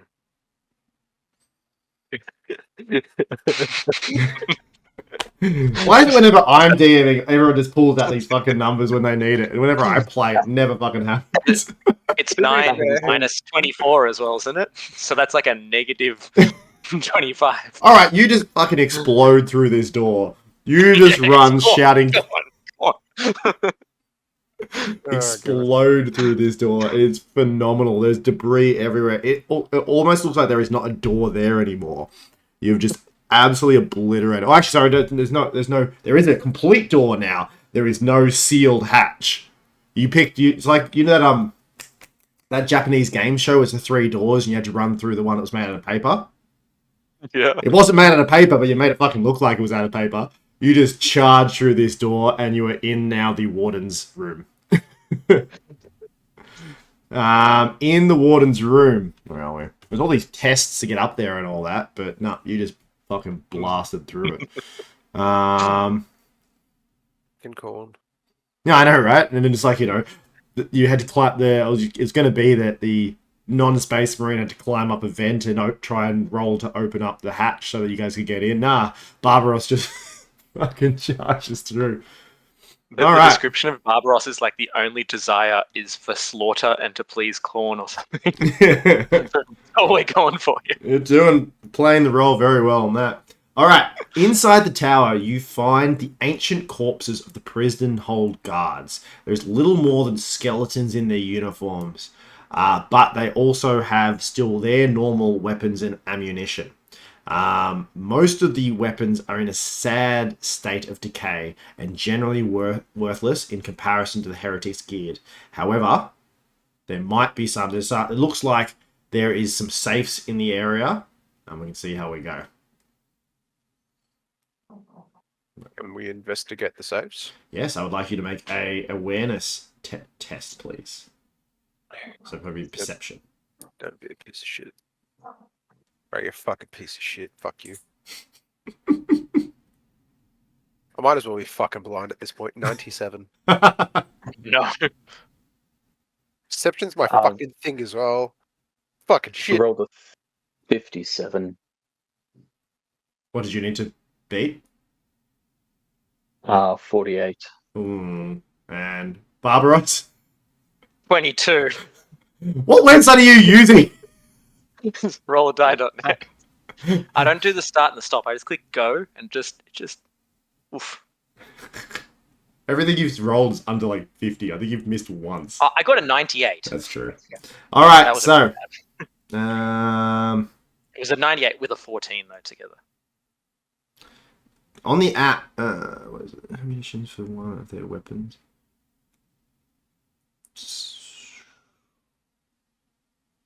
All right. So who do you want to help out? I'm gonna let you do this one. You can either try and find ammo, or you can find a weapon, a health potion for Castala. I would say find the ammo. Though in Right, saying that, two of you don't actually use ammo. Mm.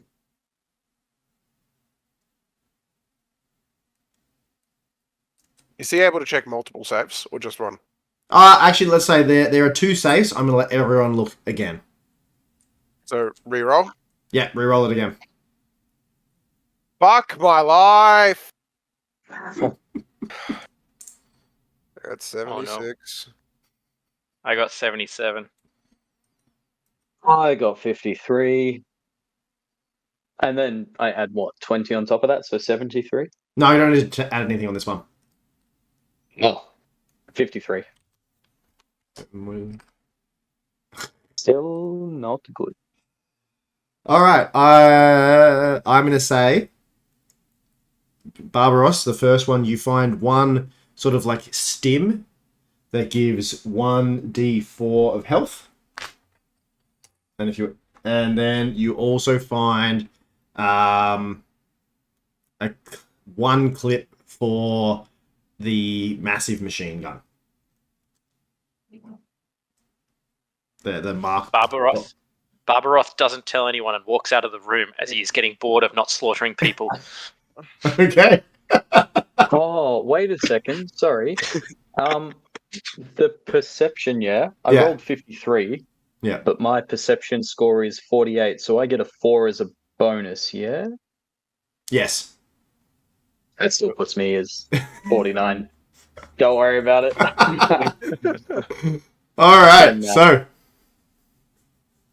as you go to leave, though, Barbaros, the servitor drone comes out and goes, you need to find the be here to find the, what's it called, the key to help out.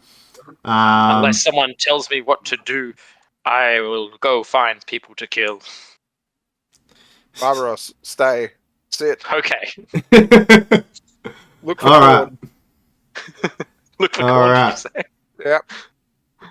So Where is he? now that you've looked for things, and if you do this really well, I want to make everyone make a perception check, please, to see if you can find things that will help you find the warden. So let's see if the warden's first in here, and to see if you can help find the key. Thank fuck. About fucking time. I rolled a 23, which goes down to 3. I rolled a 9. is this for perception again? Sorry. Yeah. Oh, I rolled an 8. Excellent. Well done. So We are we'll perceptive. take away 4 from that, so it's it's just a flat 4. excellent. So not only now, since Barbaros opened the safe, the rest of the group are able to see what's in the safe now and notice that Barbaros opened it. So there is the healing potion. There is one clip of the bolt pistol. No, that's the machine gun. And also, Zero, I want you to roll a d10, and this is how much Legion Bolter ammo. There's a Legion Bolter and bolt pistol rounds in there.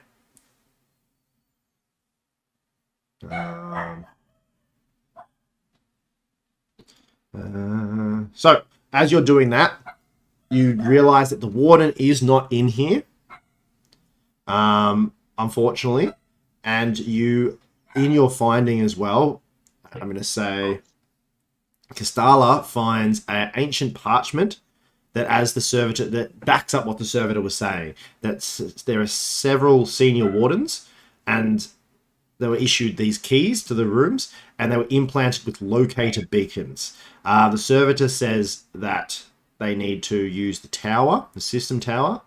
They still have enough power, but you need to use the system to be able to find it. Before she does anything, I take it and I wipe my face with it. Okay, fair enough. There is blood all over the parchment.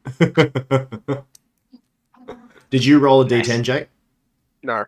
I want you to roll a Already d10, rolled. and that's how much extra pistol ammo you find. Oh, so it's not for the heavy machine gun? Oh, you've got a whole clip of that, but Yeah. you've also found pistol ammo. Second. I love it. It doesn't really explain how much, especially considering two of you don't use ammo. It's got GM guidance. The amount of ammo helps the heretics. It's up to me. This will, of course, determine how difficult the next section will be. But we'll see how we go. I got it. Two. We'll see how desperate you can get. You only got 2. Oh, I only got a 2. Ugh. I'm going to say that then that gives you find 2 clips. We'll give that a go and see how that goes. Fuck. The pistol ammo. All right. So since the servitor drone is still with you, they are able to again go into the slot and locate where the warden is. The warden appears to be, or it appears the warden, or at least some of him, are somewhere in the bilges. So the bilges are an area of the prison bits. What time is it? I need to run to the bathroom. Can Yeah. Andy take over my character? Yeah. Sweet. False. All right. Do you want to head? Actually, how much have we got to do? We're still on part 1. This is actually a lot longer than it looks. how many parts are there? 3. Oh, good. Let's skip this bit. All right. I'm going to say you found that there was a key here. As after breaking in and finding all the stuff, you found the key and you're able to go through the sanctum lock to the upper decks. The servitor says, "Well done. Good work. This is the way to go." And it starts leading you towards the area where you get to the upper decks.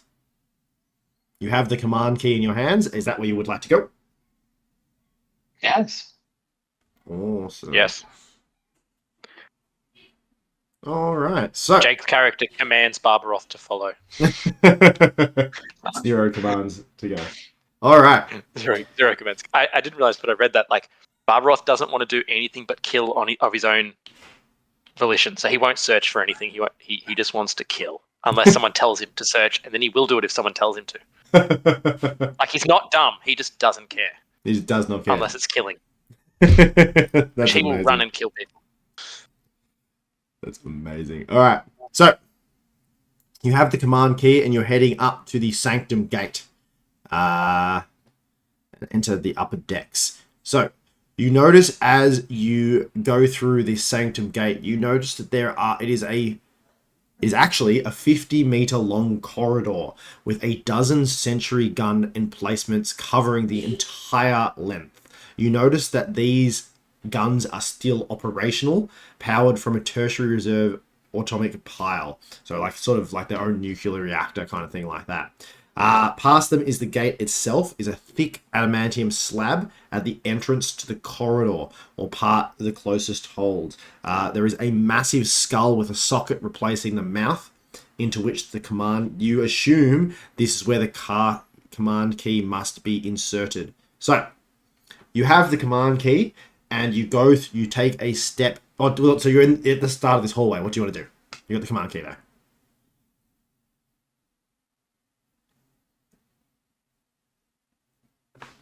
Zero wants to throw a stone to see if the sentry guns are going to fire at it. All right. Oh, he's going to throw the femur. I'm going to throw the femur that I still have. Excellent. So you throw the femur. As it goes through the door, you hear a small voice go, error, item does not have key card, or does not have appropriate key card. The sentry guns whirl to life and absolutely obliterate the femur. And then there's smoke rising on the sentry guns as they turn off. Barbaroth smiles and throws both the skulls he was using as knuckle dusters through. The same thing as the skulls enter, you hear the same warning, and the skulls just turn to a fine powder as the incredibly accurate and strong sentry guns disintegrate the 2 skulls. God.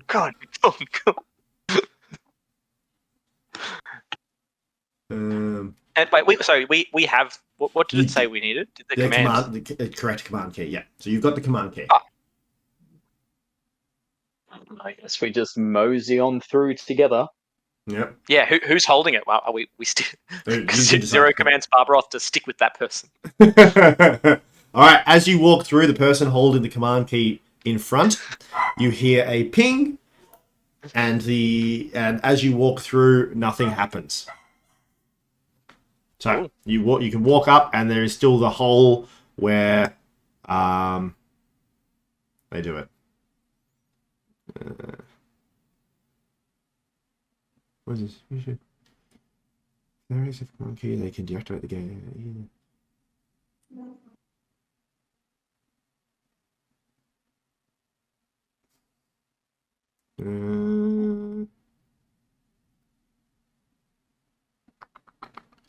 All right. What do you want to do now while you're there?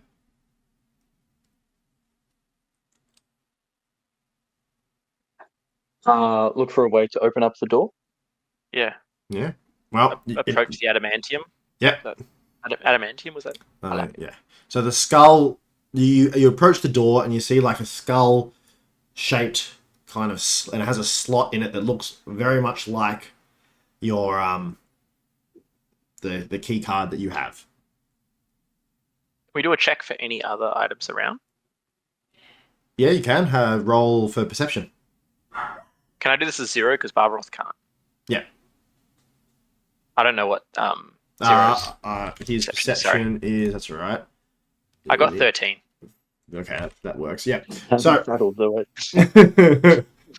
You only around here. You only see the gun turrets in there. You don't even see where the ammo cases go. It's sort of like on a fed belt internally that goes back inside. You do notice that there are various forms of dirt, powder, like what happened to the skulls that are near the entrance. So you assume that other things have tried to get through this gate and have not had the same amount of success as you in the last 200 years. Okay.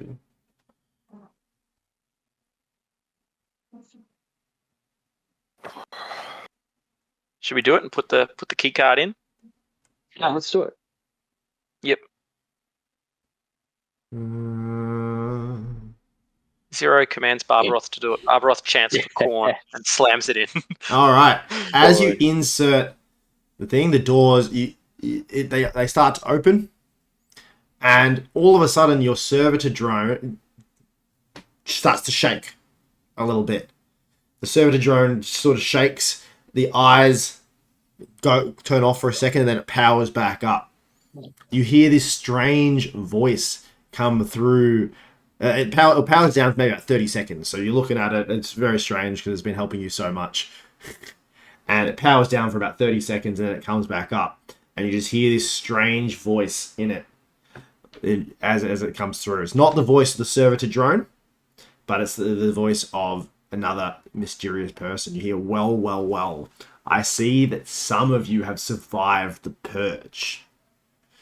Ooh. I am very intrigued by this, as I set everything below deck to be terminated, to have their stasis pods destroyed. Funny how some of yours didn't. I find this very intriguing. I will need to look into this further. Is there anything you want to say? Khorne laughs at you. And then I say, you ain't looking into shit. And then I charge it. All right, so you charged it. The Barbaroth follows. the servitor drone just sort of shakes its head. So as you run off, it goes, haha, I'll be tracking your progress and I'll see you soon. And it does the sort of power off again, shake, and then it turns back to the normal color as it sort of comes with you. Hey, lady and gent, should we kill the servitor drone? I was just thinking that. What do you guys think? I reckon yes. Barbaroth smiles. Right, I think I'll hit it with a Doom Bolt. All right, go for it. Roll. Try its electrics. So that is a willpower test. If I take away that bonus, that's 37. Did that hit? Yeah, absolutely. Oh, nice. Um, So your Doom Bolt hits this the servitor skull, and it absolutely obliterates it. It corrodes, it destroys. It's just gone. 1 second it's there, the next it's gone. As you walk into pass through the sanctum gate, you hear an intercom come over and go. It's like, if what you think that's going to help you, I have all the power, the remaining power here. Interestingly, I looked into how you survived. It wasn't by my doing. Someone else may be trying to destroy my plans of killing everyone on this ship. All you heretic scum on this ship. I'll have to put a stop to that before we return home as well. But mark my words, I will destroy every piece of heretic filth on this ship before it is done. Barbaroth laughs and says, "Send another company at me." Yeah. I pick up the skull. chuckle. At the intercom. Oh, the skull's gone. Oh. Oh. I shoot a Doom Bolt at the intercom. All right, you shoot this Doom Bolt at it, and it explodes.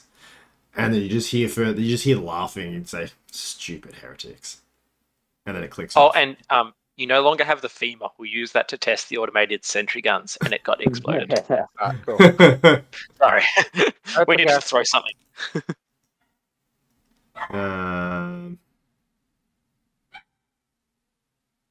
Yeah. All right. Cool. So we are now on to part 2. Excellent. So, skip that bit. I think part 1's the longest bit, but we'll see how we go. So, we'll have a pause so far. Is everyone having fun? Yeah. So good. Rolls. Yeah, I like it. Excellent. All right. Yes. Now the rolls suck sometimes. All right. So once past the sanctum gate, you guys begin to climb into the upper decks. It's still like the rest of the ship, but it's almost even worse up here. There is debris everywhere, broken doors, explosions. There's also numerous corpses and collapsed sections throughout the ship. It is creating a nightmare of twisted bulkheads and warped corridors. The upper decks, they're a mess. There has been massive structural damage, and as you get further and further in, it looks like there has been an incredible battle here. But you are able to keep going through. So, as you continue on through the upper decks towards the bridge, you enter the living quarters. As soon as you walk in there, you are hit with a wave of disgusting odor. It smells like rotting meat. And you walk in and you see what looks like this sort of like throne that's sitting in the middle of the room, which there is a lady sitting on there. She is covered in grime. She's sharpened fingernails, sort of thing like that. And she regards you with a kind of more intelligence.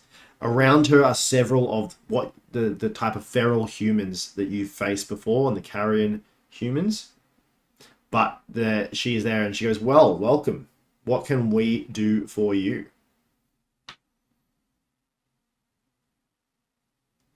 Vroom, vroom, vroom, vroom, vroom, vroom. The axes start Is going. that an intimidation check? Yes. I Cheers, want to well. assert All right. Corn's dominance. She raises her hand and goes, "First, before any violence, I wish to talk. How long have you been awake? I have not heard of you until very recently." That's none of your concern. No, it might be, considering I know who or what are running these ships. Insight check. Yeah, you can roll for that. See if she's lying or not. 1. A 1. You are able to determine that she indeed wants to talk first, as it's still she still wants to talk to try and work out how she can manipulate you guys to her benefit, for her benefit. But currently, what she's saying is true. All right, we've been awake long enough, and we're trying to take control of the ship. You try and take control of the ship. Interesting. And what do you know of the person running this ship so far? What information have you gathered? Aaron, Andy, do you guys want to chime in? Sorry. There's not much life on this ship apart from scavengers and some ominous voice, which is mocking us. That sounds like the investigator Crane. Yes, he has been trying to assume control over the ship since all power has been lost to no success. I am now what is referred to as the Queen of Scraps and Shards. That's how rude of me, though. I didn't introduce myself before then. I just didn't want your gung-ho chain-wielding friend over here to start swinging before we had a chance to properly begin conversations. I will give you a piece of information here too. Crane here has been since, well, and I'll tell you where we are as well. We are currently lost on the edge of the warp. We're not in the warp yet, but in our travel, or long ago, the travel from where you guys were put into stasis to the homeworld where everyone was going to be executed, the shields went down and the warp entered this ship, causing major damage, chaos, and disregard for human life. I believe no one was not affected by this. As it was happening, it was learnt that Investigator Crane was using a demon to help with his interrogations, and that demon has been the one that is causing chaos, or causing more chaos, and trying to get revenge on the Imperium as it tries to go back to the warp. Now, these two have been a thorn in my sign for generations now. For there's been the side of the this band of humans that remain. We wish to return to the warp as well. We wish to take control of this ship. Now, I can offer you a deal. I can offer you a deal if you wish to help me take control or take over and eliminate the two main thorns that are in my side, the demon and the investigator. What say you? I've got a question. Yes. Was the demon the one that released us? You asking me or her? You. I don't know. Her? Her. I believe the demon has been causing many different scenarios to happen in this ship. He's been trying to help with this. I believe it's probably the most likely person for releasing you, or the most likely creature. Who does the demon serve? That I do not know. It was originally bound to Investigator Crane. He used his knowledge of the warp, and now I am unsure. Could be Corn. It could be. Could be friend. All right. So we've enemy of my enemy is my friend. If we aid you in taking down these two entities, all right, the ship will be yours. We won't fight you for it, but we request transport to our homeland. I'm sure we could come to some arrangement. That's the arrangement. Do you agree? As long as we take take out the investigator and this demon, that works for us. I spit in my hand and extend it for a handshake. Barbaroth crosses his fingers behind his back, Oh. just in case we have a corn follower. Before we do this, I've heard of this, but I wish to to prove yourselves to the tribe by displaying your prowess at arms, strength, cunning, whichever way you would like. You pick how you would like to demonstrate, and I will make this happen. Haven't We wish done the demon and the investigator are supreme beings. They are. This is why we have never been able to overthrow them. I wish to prove that the people I'm putting my trust in, and you will be able to travel safely throughout the ships. The rest of my tribe will no longer harm you, but it's up to you.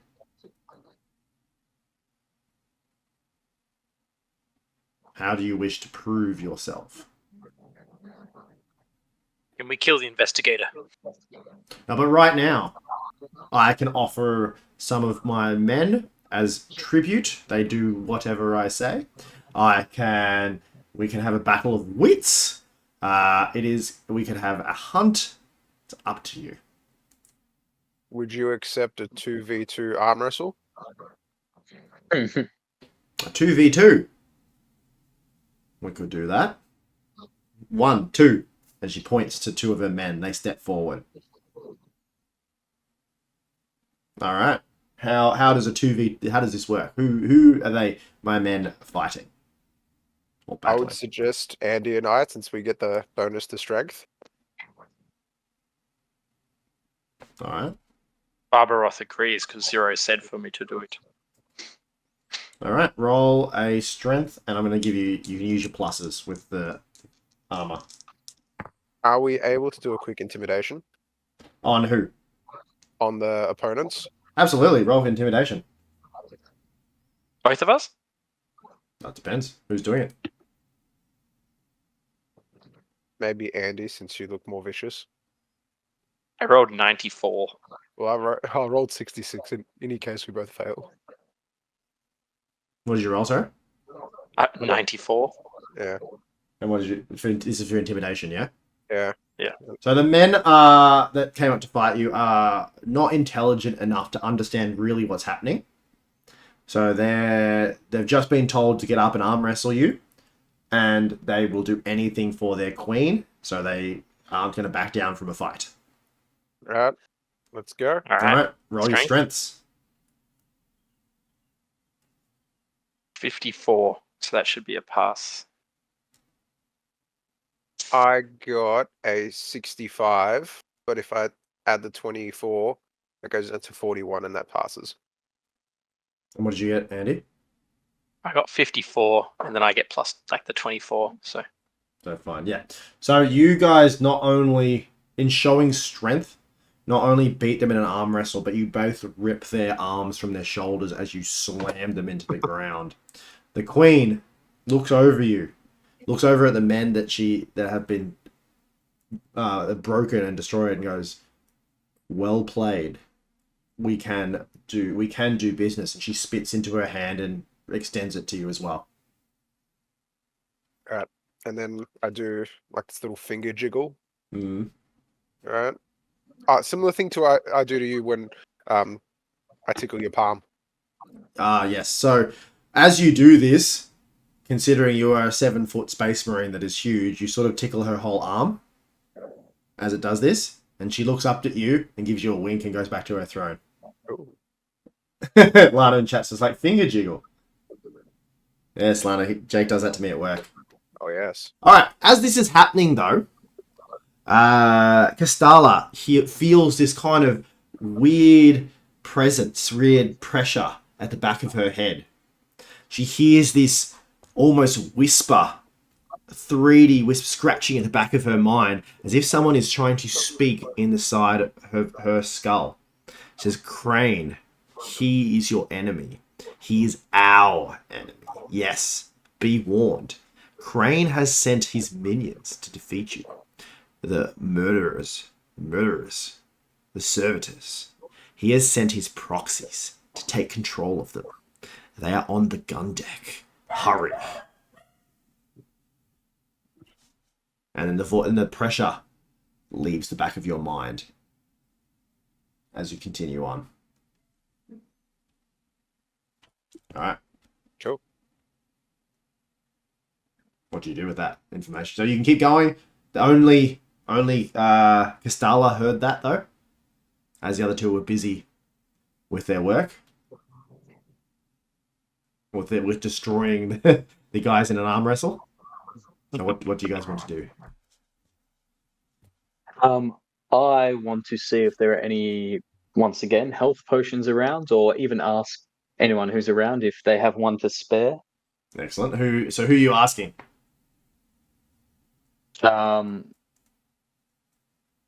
Any of the people, like in the room, like the lady, if she has that, before we embark on our little quest. Make a persuasion roll. Right. Persuasion. Oh, 17. Oh, nice. All right. So the queen looks at you and goes, "Since you showed major, like your party showed major strength, here is here is our stock of our health potions. We need them for ourselves since there are more dangers on this ship and we have been fighting for a long time. But here are some of them." So she's giving you 2 health potions or health stims. Hell yeah! All right, perfect. And they do how much healing? I'm gonna say these ones can do 1d. We'll do d5. We'll keep going with it. So do a d5 damage. Health. D5. Damage rip. I will do a quick roll and use one now if everyone's cool with that. Yep. Oh, That's cool with me. I didn't press stop. Awesome. 4. Awesome. Add 4. Cool. Thank you. Now I'm back to 8 out of 10. Cool. All right. Cool. So, what do you want to do? So I huddle up with Andy and Aaron and ask who they want to go for first. Oh God. Barbaroth just wants to kill. I can't make decisions.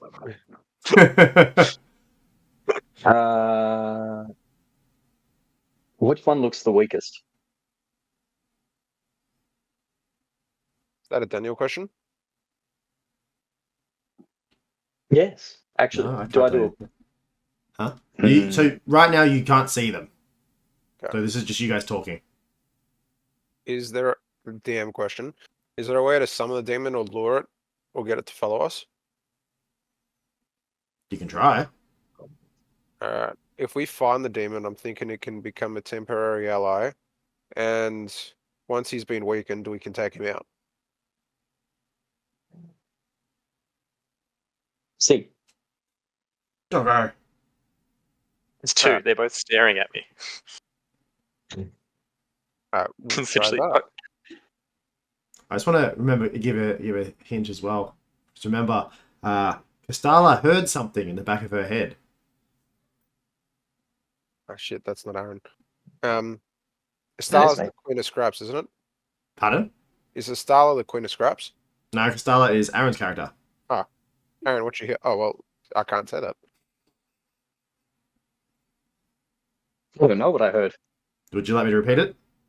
Yes, please. So I said, Crane, he is your enemy. He is our enemy. Yes, be warned. Crane has sent his minions to defeat you. The murderers, the servitors. He has sent his proxies to take control of them. They are on the gun deck. Hurry. Oh, let's head to the gun deck. Cool, let's do it. Yes. I follow. I tell the Queen of Scraps to go on the gun deck, and then I give her a cheeky wink. Okay. So in your helmet, the Queen doesn't see the wink, but it appreciates appreciates that you've let her know where you're going first. God damn it. Uh, Wait, can I turn off the helmet setting? no. Oh, Alrighty. Where are we? Alright, so you head towards the gun deck. So again, you leave this area now, and it's a bit more of a fresh air. You've gone through the living quarters, you're heading up to the gun deck. Now, as you get there, as you're getting towards there, you realize that the gun deck, it's not as easy or straightforward as you think is to get there. You need to climb up because the stairs that were there, the metal stairs, have collapsed. So you see to the side that there are shell lifts that you need there, but they're not operational. But you can see the ladders go through there. Unfortunately, though, on these lifts there is poor ventral atmosphere and hazardous conditions. So if you choose to go this way, you might have to try and help out. do Andy and I, are we protected from the gases since we're in armor? Yes. Oh, yeah. I would make it be easier for you to get up there because your armor will filter out some of it. But yeah. Can we do a perception check where we are? Yep. So I'll just tell you. So you're still on another gangway. You've gone through the living area, but you're walking towards the gun deck. At the moment, you're just in basically a room on a gangway, and you've gone towards the gun deck. So as you're going past the it's like a normal ship on those ones. So there was a sign saying to gun deck this way, living quarters back the way you came.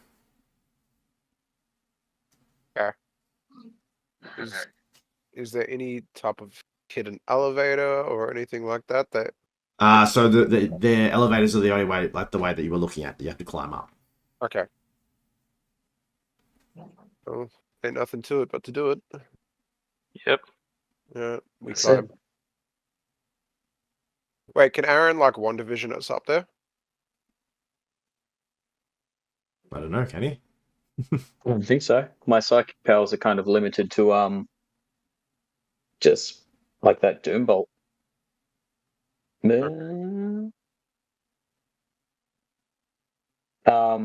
But when manifesting a power, Castala must spend the requisite time listed under action and make a focus power test. She adds plus 20 to this test from her psi rating, and success means the power succeeds. Or I could risk losing control and attacking How are you, Lana? everyone around me What's been happening? to suffer 1d5, ignoring armor and toughness. Ooh. So, we climb. We climb. All right. Is everyone climbing? Yes. All right. Make an athletics skill test, please. Oh, God.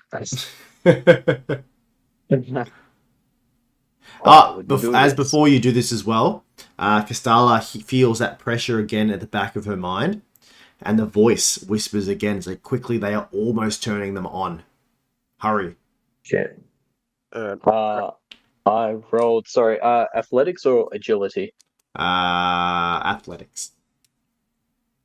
I rolled a Right. 50 and my strength is 47, but then I get my armor bonuses. Do they count on this? No. Some of them will, yeah. My implants were for 4, so I rolled 50. My strength is 47 plus the 4 for the implants from being a space marine. Oh, good. You're able to get up. I got a 55, but I've got plus 10, so that goes down to 45, plus the other 4. Nice. So this is based off strength, yes? Yeah. Alright, I rolled a 22, but it's gone down to 20. Sick. Excellent. So everyone is able to get up with Castala in the lead. You all succeed well, so you're able to stealthily climb up there as well.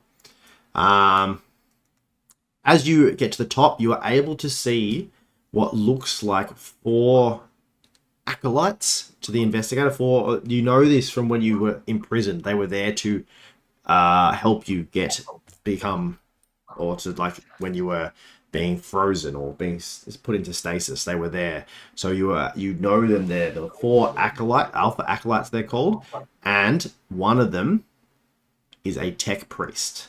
They haven't seen you ascend the shaft, and you are and they are trying to currently turn on the murder servitors to hinder your progress. Once they get these on, they will be able to control them to attack yourselves and anyone else that opposes the investigator.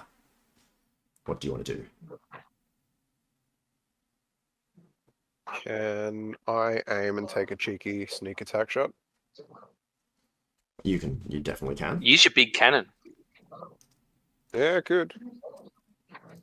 Alright. I'll just do a fury of shots and aim at as many enemies as possible. Is this a full auto one? This is... yes, I believe so. You can do. I'm gonna let you all do one thing before if they know you're there. Yeah, I'll unload. So you need to make a. Where is it? Full auto. So it's only half an action, but so make a ranged attack at -1 ballistic skill, gaining 1 hit per degree of success. So that's D100. Yep. Fucking shit. Ballistics. Nothing there. Yep. And you're using your big one? Yeah, I'm using my big one. I got a 58. And my ballistics is 47. All right. So I'm gonna let. So that's your turn. What else do you Yeah. guys want to do?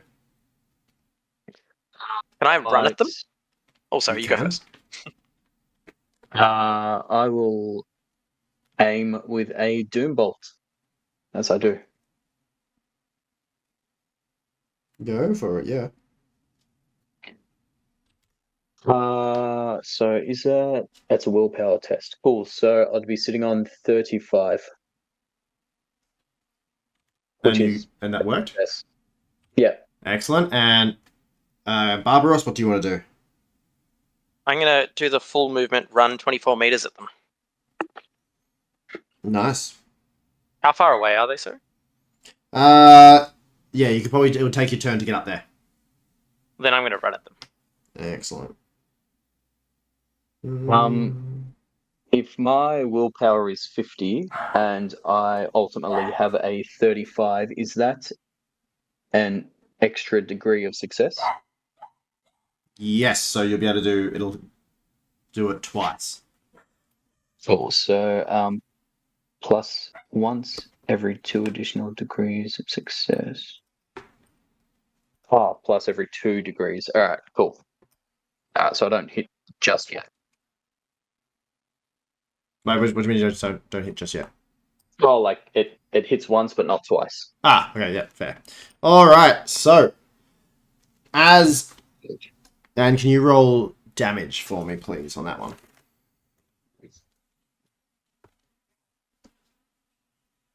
Ten. So 10 plus 4, so 14 with 8 penetration. 8 penetration. Jesus. Yeah, no, that's nuts. So it's how much? 14, sorry? 14. With 8 penetrating. And then we had Bob, Ciro, and Costella. All right, so as Ciro begins to unload this giant meta cannon, it sprays wide a little bit. It kicks back. Hasn't been used in a while. You haven't got the feeling for it again. So you just shoot a wave over the top of Question. Yeah. My special ability is bulging biceps, and I don't need a prep for recoil. Yeah, no, but you didn't roll, so I'm just saying. Okay. Just clarifying. No, that's fair. All right, true. Yeah. So you're not don't have to worry for. Oh yeah. So like you would have had to embrace it if you wanted to use this.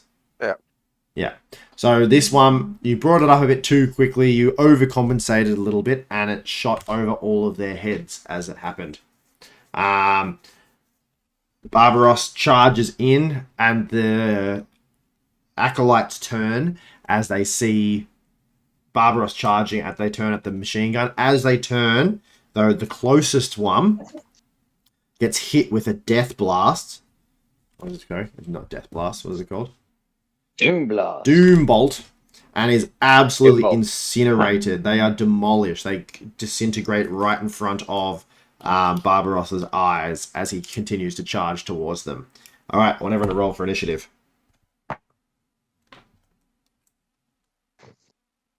69. 22.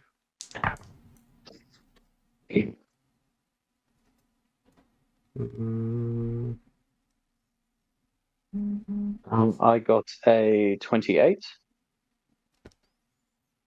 28. Excellent. I rolled a 10, so I'm happy with that. You have destroyed one. There are 3 more. There's the tech priest as well. Is one of them. So, the tech priest is going to go first. So, seeing the charging, what are we called? Barbaros at them. The tech priest is going to lift up its hotshot laser and is going to make a ballistic skill attack at Barbaros. It's going to get 53 and it is going to miss, Nice. which is a shame. It's a bit worried Barbaros is going to get decapitated by that blast. He is still at the back of the pack, though, the tech haver, and it is Barbaros's turn.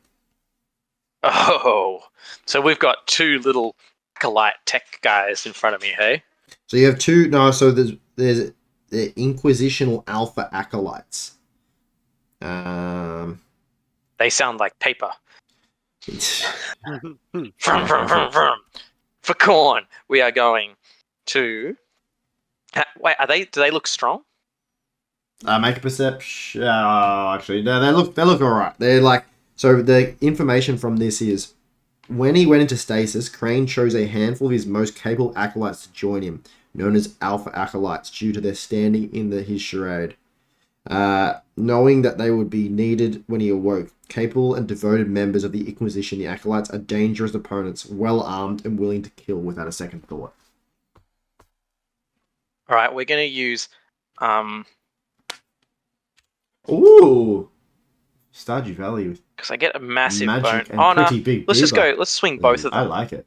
This sounds So good. full action, Yeah. 2 swings at two of the acolytes All right, go for it. for corn. For corn. All right.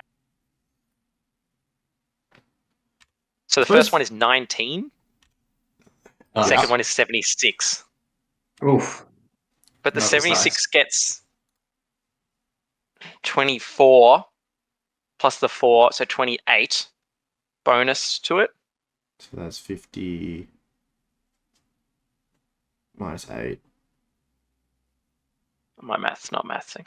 So it's 28. And And you got I 76. rolled 76. I think it misses 76. by 1. Because you add 28 to 47. 48. Yeah. 48. Yeah. But what was the Damn. first one you got? 17. Sorry, yeah, it was like 17 or 20. Which is 3 degrees of success. So I'm going to still say you hit both Oh, but of that'll them. go down to like 0. Oh, yeah, true. Yeah, all right. You Yeah. definitely hit both of them. Yeah. So the I'm gonna second make- axe swing. So I go 1 and a miss. Yeah, one. No, I'm going to say you missed the first one because you're still charging the second one. You're just going to put them both together and double swing. And it's going to go through. Oh, sick. It's going to hit both of them. All right, roll 1d10. How much health have they got? No, actually, they've got 3. I'm going to make you roll. I rolled 8, so plus the 14. Okay. Oh. And then roll it again. Well, you got penetration to it as well. 10. All right. So this double-handed swing, 24. you absolutely obliterate two of them. With the tech priest being the last, you tear through both of them like nothing. These chain Yeah, axes hey, are fuck almost overpowered and game breaking, but you pack through them and destroy them. Oh wait, And- sorry. No, I don't get the plus. I don't get the plus 14 because I did a double swing. Because Ah, I did 2 swings. Sorry. excellent. Apologies. All right. So So it was an 8 and a 10. 8 and a 10. All right. So they're not dead. Excellent. And they have army of 2, so they have 1. Yeah, because if I down. but I'm confused by this because if I just swing 1, I can swing it twice and I do get the benefit because it's only a half action to swing 1. Quite confusing, and I do get the plus one 14. standard attack with each of his chain axes. These attacks made it +0 modifier instead of +10 for standard attacks. Where does it say you can't use the +14? I thought because it says I get the +0 instead, the +0 modifier instead of the +14 modifier. No, that's to hit. Oh, okay. Oh, I do yes. So You see what I don't mean? get, yeah, so you wouldn't get, I think that 10 does mean something, but I think we haven't been worried about that. So I'm just going to say, instead of getting +28 to hit, you get +24. Does that make sense? Oh, so I still get the +20. because you see where it says weapons, it says damage is 1d10 plus 14. Yeah. So that's so that kind of one, the modifier stuff is to actually hit. Oh, okay, sorry. I was very So they're both demolished. Yeah. Okay, sick. Yeah, so you still double swing it on the second one, and it goes through both of them. All right. All right. So they're dead. I'm gonna say it is Castalla. It's your turn. Yo. All right. I will aim at the tech priest and try and hit him with a doom bolt. Go for it. Roll to hit. Ah, fuck. That's 86. And the doom bolt shoots off the side and misses. Damn. Zero, your turn. How far is my closest enemy? Full movement away. Alright, I'll do a full movement and get closer. Okay. It is the tech priest's turn. It is unhappy that you have destroyed 2 of its mates, Barbaroth. So it's going to shoot at you. Misses completely. My rolls are useless as well. Barbaroth, your turn again. Barbaroth. All right. Well, I'm just gonna. If I do a full action double swing at the tech priest, Mm-hmm. so that means I get the 2 shots at him. Yeah. So roll. All right. So that means you're only going to hit with 24, I think. Plus 24. Yeah. That's how All we right. play it. First one is 21. Second one's 82. All right. So you still do enough to do 2 lots of 1. damage. Because you're going to hit him twice. Hit him. Oh, yeah. Just do it once. Let's see how we go. All right. 1d10 plus 14. I get a 3. 3 plus 14, 17. It's penetration 2. So you just split this last tech priest in half. These chain axes are so overpowered. Sorry. That's okay. They're demolished. So you have destroyed the acolytes and you have been able to avoid the murder servitors being turned on. Again, because Castalla hears in the back of her head feels this pressure and hears, yes, good, come to me, help me. Our paths are intertwined, you and I. Help me, and you help yourself. And then the pressure goes away again.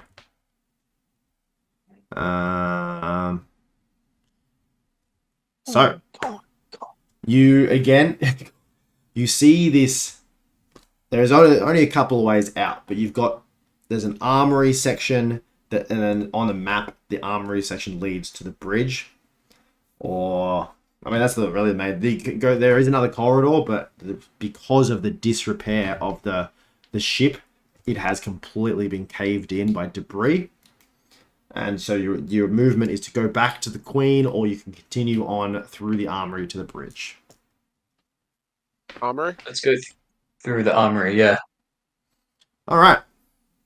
So, after navigating yet another cramped and partially collapsed passageway, you exit a wrenched open bulkhead and find a massive vault door. The door is sealed with a flickering keypad insert in the bulkhead next to it. However, almost instantly, a string of numbers is whispered into Castala's brain. You feel that pressure again, and it is gone into your brain. You know the numbers. Do you want to put them in? I do. Excellent. So you start to put in the numbers. Your two party members look at you quizzically because you have yet to tell them that you are getting whispers in the back of your brain from a mysterious figure. So they look at you quizzically, wondering how you know the numbers to this. They think Barbaros just thinks, I was going to try that too. I was just going to press some random numbers, but all right, cool. You got there first. As you do this, though, sure, once you enter the sequence into the door, it swings open with a lingering groan. Inside, you find the once orderly armory in utter ruin. Racks of weapons are shattered and overturned, shell casings litter the floor, and explosions score the walls. Everywhere are bodies, dried and mummified. They're the corpses of the crew who defended this place 200 years ago, and the prisoners who attacked them. In the center of the destruction, patch of space is blasted clear. There, bound by smoking chains and surrounded by glowing wards carved into the ground, a withered corpse hovers 2 meters off the ground. Even as you approach, the corpse's head lifts. Its eyes are glowing. It bares its teeth in a evil and sneery grin. When it speaks, it's the same voice that Castala heard in her head just before. Hello, my friends. I am Karnak Zul, the architect of your salvation, as you shall be the architect of mine. Awesome. Whom do you serve? I serve myself. I am a demon of the warp that has been here, trapped in this host, this rotting flesh, by Investigator Khan, and I wish to have my vengeance. What do you, apart from that, what else do you want? Where did it say it? I wish to. So, one of the main reasons that this ship has lost power is that it has lost. It got knocked off course by something that I do not know. I was in stasis. I was being held captive here. But I know that this ship has been sent really close to the warp storm known as the Screaming Vortex. I wish to send this ship into this Screaming Vortex. This ship is perilously close now, as it has been slowly drifting there for 2 centuries. We may be able to take refuge in this one of the renegade worlds within this vortex. That is all I wish. Why does the Scrap Queen want to kill you? The Scrap Queen does not wish to enter this vortex, but you, avatars of chaos gods, do not fear the things like these chaos warps. You are stronger. You are the pinnacle of chaos. So, boys, it sounds like he's been an ass kisser. Are you the one who's been whispering into my mind? I have been the one telling you where to go, that the warnings, the dangers that you had faced before. I need you as much as you need me. I am the only one that can pilot this ship. I am the one that can send us into our salvation. He's led us this far. Should we trust him? Can you take me to where I can kill more people for our mighty Lord and Savior Corn? I can. Investigator Crane is still ahead with several of his alpha acolytes. What if we don't want to go into the Chaos Storm or whatever it is? Why would you not? Barbaroth fears no storm. I want to go home. This is the easiest way home through the warp in Chaos. Insight check. You can... Absolutely. Does anyone want to help me before I do this? Yeah, No, sure. He knows where the foes are.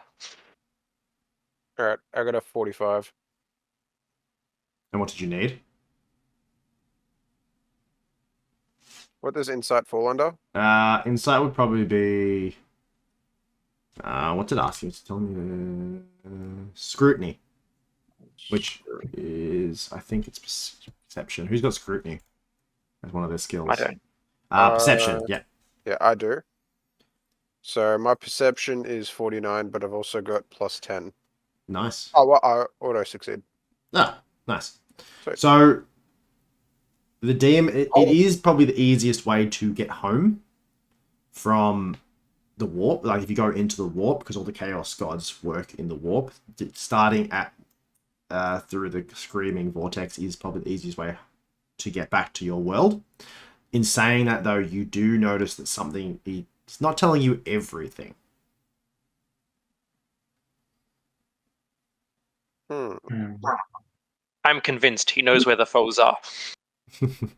I like you. Straight to the point. You have my axe. Interest aligned for now, but if you betray us, we'll kill you. Fair enough. I also must tell you as well that what has happened. So, Crane and his plans.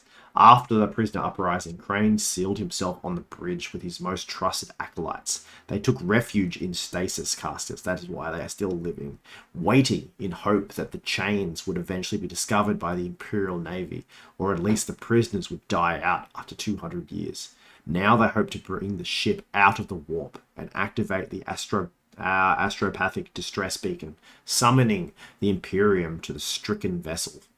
Should Crane succeed, the heretics are just as doomed as it is. However, if they plunge the ship into the warp, as I said, if we plunge the ship into the warp, we will be able to take refuge and be free. If you're able to pilot the ship, can you manipulate the security system? I may be able to. Are there any turrets we could set on Crane and his acolytes? Unfortunately, the only turrets are the ones before the Sanctum Gate, because leading to the upper decks was all Imperial Navy soldiers, and they never for 1 second in their arrogance believed that anyone would come this far. To confirm, did you say that they're in their, like, tubes? No, they're out now. Well, Okay. yeah. That voice that was on the intercom before, that I heard mocking you in the distance, was Investigator Crane. Okay. Do you want to possess his body once we kill him? I do need a new host, but that is the next thing. Once you have freed me from this, I need a new host. But for me to create, as you can see, my current host is decaying and dying. But the host must meet several requirements first. It must be alive, reasonably powerful. The Queen of Scraps is one that I could possess. An alpha acolyte, or one of you. But I promise to return your body after we have killed Crane. My body is for the one and only Corn. If I give you my body, would you consider taking over an alpha acolyte as soon as we get there? An intriguing proposition. Though, to do so, I would need to be able to possess them. I don't know. There might be a lot of risks if I possess you that I won't be able to possess them in the heat of moment. I'll do it. Ooh, I like the sound of that. Wait, can Aaron put the person into like a skull and transport them? Like a genie in a bottle? Message in a don't know. bottle. We on his sheet.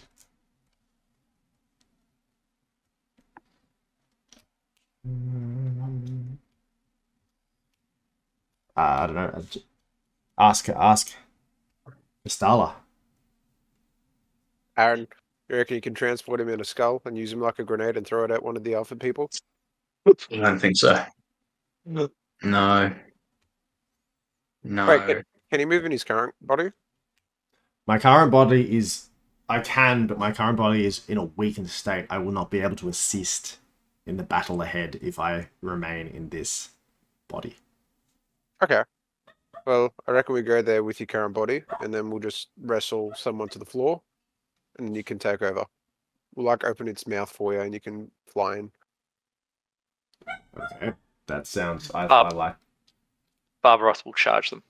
Barbaros will charge them. All right, now down. I can. That sounds like a plan. We can see how we go. So,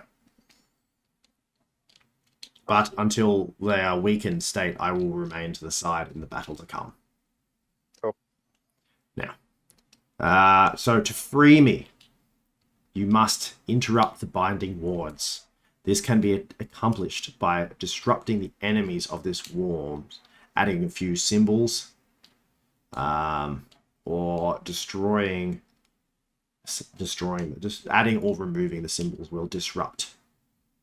You can use other methods, but this would be one of the most effective. Can you hear that? You could also use brute strength if you like, but the most effective would be adding or removing new wards. Brutes. Could I just doom bolt that? You could try. I will try. So, you need to make a strength test with +0, so no extras. Oh god, alright. 89. No good. So your Doom Bolt fires wide and does nothing. Can I take my pistol out like an old western, flick it around my finger, and then shoot it? Go for it. Strength test. Yep, strength test firing. But no, it'd be ballistic, wouldn't it? Ballistic with +0 though. Where's my ballista? Oh, shit. Oh, damn it, bitch. Yes! 14. Alright. So, as you attempt to do the brute strength option, the brute force method, and destroy the actual energies that do it, you shoot your bolt pistol, and it takes out. It starts to shimmer. The demon Karnak Zul begins to smile and laugh, and as this happens, though, a beam of energy comes out from the actual structure that is holding him in place and hits you for 1d5 damage. Oh no. Damn it. Alright, so you doing the 1d5? Oh, I can do it, yeah. So 2 damage. So how much health do I have in total?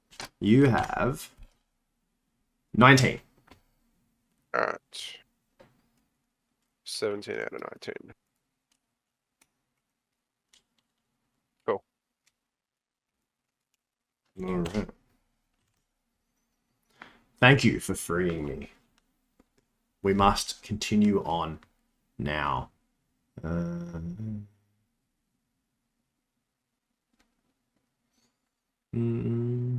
Drops.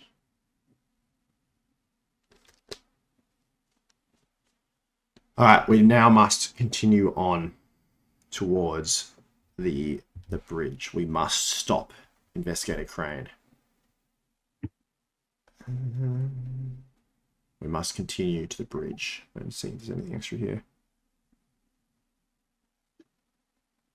Can we do a quick perception check to see if there's any viable ammo? Yep, roll perception. 7, without any bonuses. Nice. Very nice. No, unfortunately there isn't, because there weren't any Space Marines in this battle, so it's all small arms fire, ammo and fire. You do actually, but there is 2 grenades. I take the grenades. So am I the host for this demon now, or So did you guys go with that route, or did you want him to try and take over someone? We'll get him to take I- over someone, I think. would, I thought we were going to take the body and Barbaroth will try to tackle someone. would the Scrap Queen be willing? That's my side piece. We're not going to risk her. Mm, Do you reckon we go and capture her? yeah, let's do that. She got a small army, though. Barbaroth's got we'll 2 see. chainsaws.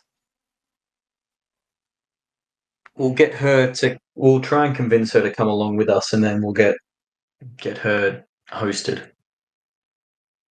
If you guys blow my chances of getting laid and leaving behind a legacy, I'm going to be really annoyed. You'll be fine, mate. Alright, so what are you doing? And we'll go back to the Scrap Queen and try and convince her to. Can the demon come with us, or The demon can come with you.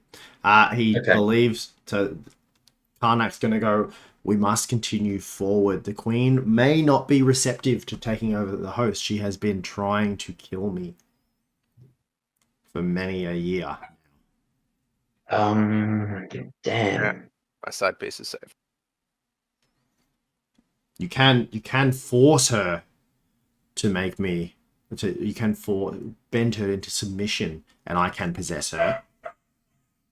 Let's do that. But it will be much more difficult. Wrong type of bending I want to do with her, though. Fine, go. I'm just going to turn on my lights and close the blinds. Give me a sec.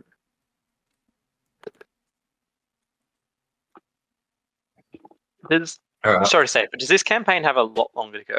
No, there's the battle. That's it. Ah, sweet. If the demon possesses me, do I get any bonuses or anything? Or can I have any bonuses? We'll take the lot. I've been taken over. I am no longer controlling it. This I is don't Trev. think so. I don't think so. Trev is in charge. Oh, Trev, don't go. You tangled yourself in the. Oh no, Trev. I don't Good boy. think so. Oh, Trev's back. Oh no. Oh, That's Trev. all right. Trev, what are we doing? So do you want to go to the queen, or do you want to just keep pushing forward You're and a trying to ride? menace. I think we'll push forward. Hey. All right. And So make we're not- make one of the acolytes. Okay, cool. All right. So, with the demon sort of shuffling behind you as well, we now enter the third and final part of the section, a path to glory. So, as you walk up you continue down the corridor. You with what's his name? Karnak is all at the front. He leads you to the bridge, what looks like the bridge. As you get there, though, before you get there, Zul reveals that there are 2 paths to the bridge. The first is the main lift corridor. However, Crane expects you to come this way and has set up a solid defense around the corridor's entrance. The second way is up the air ducts. This might require a bit more movements, but it'll be more stealthy. When you say he's got defenses lined up, does that mean one of his acolytes is at the front door?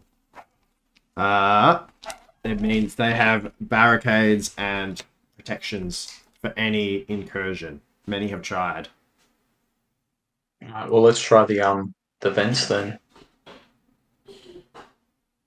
All right. So, trying the vent. I want you to make an athletics check.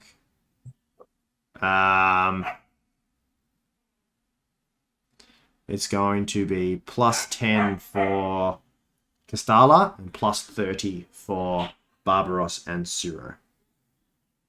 Athletics comes under agility or strength or toughness? Agility. I'm going to be honest. On my skills one, it says I've only got plus 10. For which one? For my athletics, my skills, it ticks that I've got plus 10, but not plus 20. What do you mean, not plus 20? Like on the sheet itself, Yeah. I can't see plus 20 ticked. I can only see plus 10 ticked. Yeah. Oh, no, like, I'm telling you, you need to make it harder. Okay, cool. Sorry, it's... As an ordinary plus 10 athletics. So, actually... Yeah, so negative 10 for Castala and negative 30 for the Space Marines, because it's an air event. So, whatever you get, add 32. Me as well. No, you did 10. Oh, thank God. All right. Adding 10, I will be on 29. Excellent. Barbaros? You're Muted. muted. Sorry, am I rolling agility or strength? Agility. Agility. Okay. And then add 30. I rolled 90. Okay. And Zero? I got a 44. So you're at 70. All right. So, you try the stealth approach. Unfortunately, as it is a bit smaller, your giant Space Marine bodies make a bit of clang, bit of damage, things like that. Bit of noise, and you sort of stumble out, especially the 90. As you come, you sort of, in your excitement for more blood, for more battle, you fall out of the air ducts into the bridge, and all the what are they called? Alpha acolytes are waiting for you. Investigator Crane turns, laughs, and goes, "Pathetic. Absolutely. What has this scum come to? Kill them all." God. And then That went badly. so you've fallen into a open like large room. It's 50 meters across. Open space at the bottom of the bridge. It's surrounded on all sides by balconies on which the desecrated corpses of the servitors and crew still sit at their stations. So the acolytes have set up defense positions along edges of the open space, barricades made from debris. A crane is above them above you on the first level balcony, and is attempting to you can see that Investigator Crane is trying to steer the ship out of the warp and to get into it.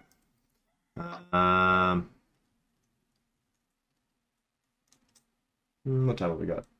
All right, there's going to be... You also notice that there are murder servitors as well. There are a couple of murder servitors. So, I want everyone to roll. So you see that there are 4 acolytes, 2 murder servitors, and Investigator Crane. I want everyone to roll for initiative. 42. 34. Wait, give me a second. Mr. Crane. Oh no. Bob. Oh no. About Oh, no. fucking time. Suck a Sure. piece of corn. So, I'm not good with all this perception shit. no, this isn't perception. This is just... No, Oh. I'm just not good at anything but fighting. Ah. And my rolls have reflected that. Castala, what was your one, sorry? Aaron? Aaron? 42. 42. 0. 34. 34. Barbaros? 90. 90. 77. Actually, I'm just going to roll it. That's 1. It's too many. 77. And then 56. And Investigator Crane is 76. Like a dick bitch.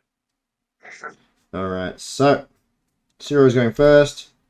Castala's going second. The Acolytes are going third. The Investigator Crane is going fourth. The Murder Servitor is going fifth. And Barbaros is going sixth. All right. Is our demon still in play? He's staying up in the vent because remember he's Oh. he's watching, but he's still not there. Okay. Who's the closest enemy to me? Oh, actually, as the battle, I don't know. Continue. The closest one would probably be an acolyte. Can I knock out the acolyte with the back of my pistol and throw it towards Andy? Oh, they won't be that close. No, they're in shooting No. distance, but not unless you move. But yeah, Okay. Can I run towards him? you can, but spend one round in an open to get to them. So your full action won't get you there. You'd be in the open. Is there any cover next to one of them? There is some cover. Yeah. Can I go for that, please? Yep.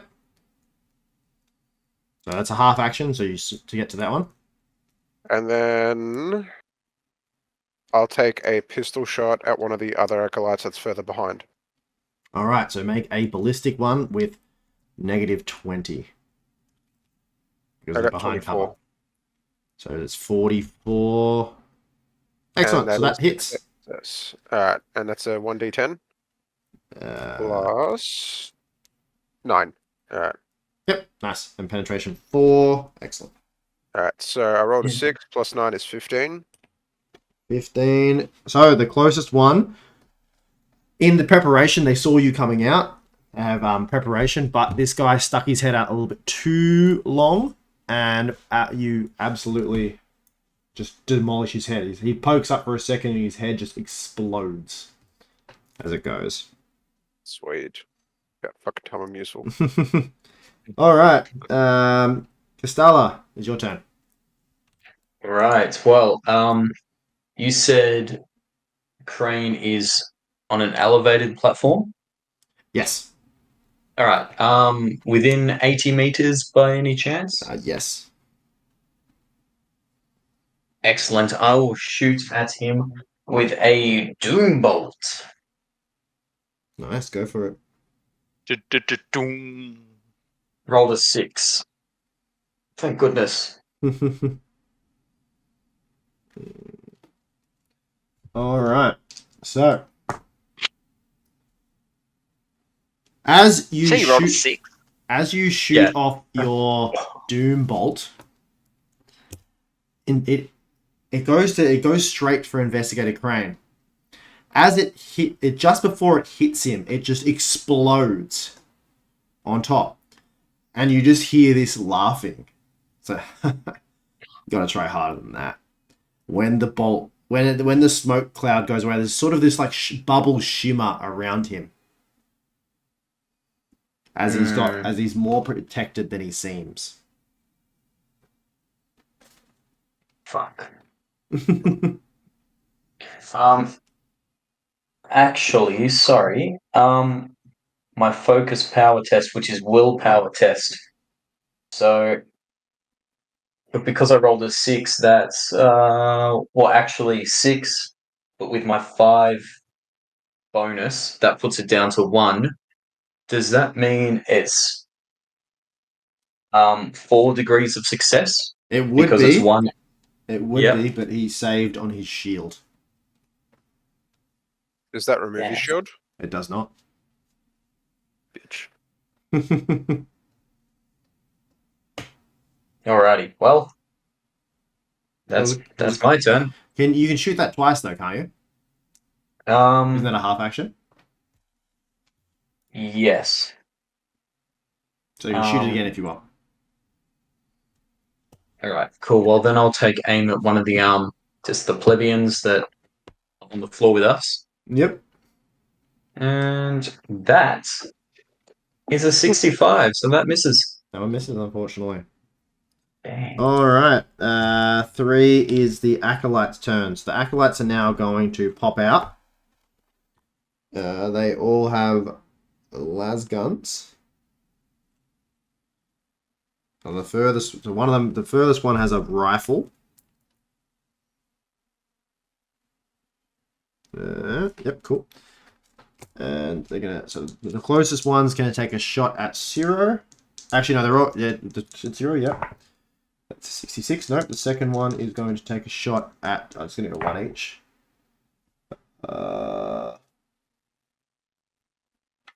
That's a 104.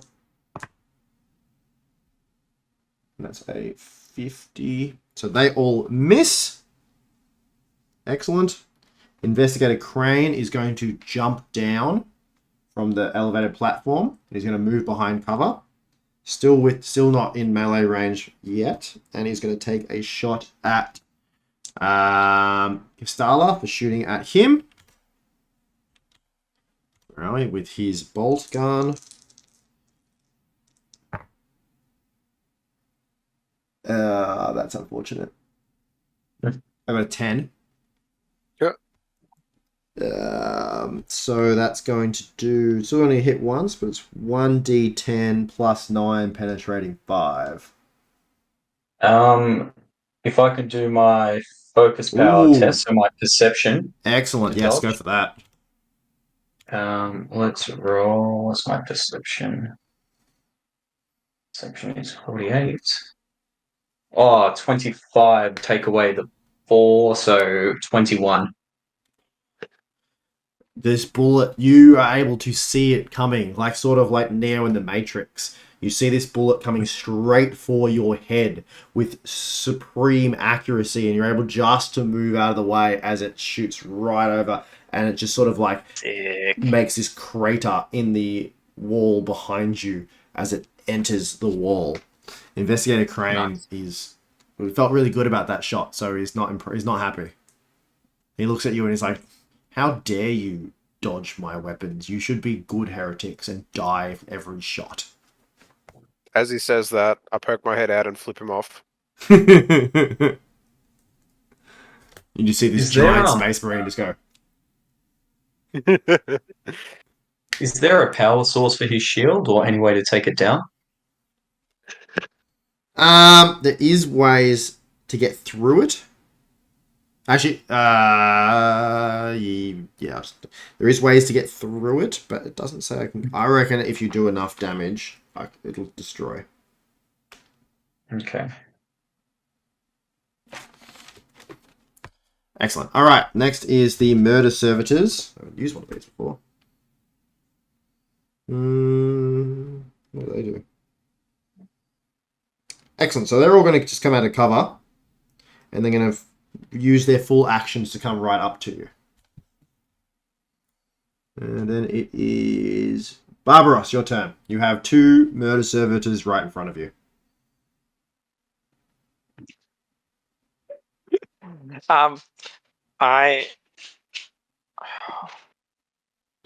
What do we think? Should I? Because I can do a frenzy thing. It takes me a turn to prepare for it, though, and then I become like buff, and I have to do a willpower test each turn. But I get +10 to weapons, strength, training, and willpower, but -20 to ballistics, intelligence, and fellowship. Well, you don't use ballistics, so that might be good. But yeah, if so you throw should I kill someone... these? Don't kill it. Wait, Daniel, can we use one of these people near Andy as a host? Nah, they're robots. Okay. Oh, so I have to kill them first. Yeah, alright, cool. Alright, so I'm going to use my full action and use my 2 chainsaws to attack both of them. Alright, go for it. So +24 on to... First roll is 16.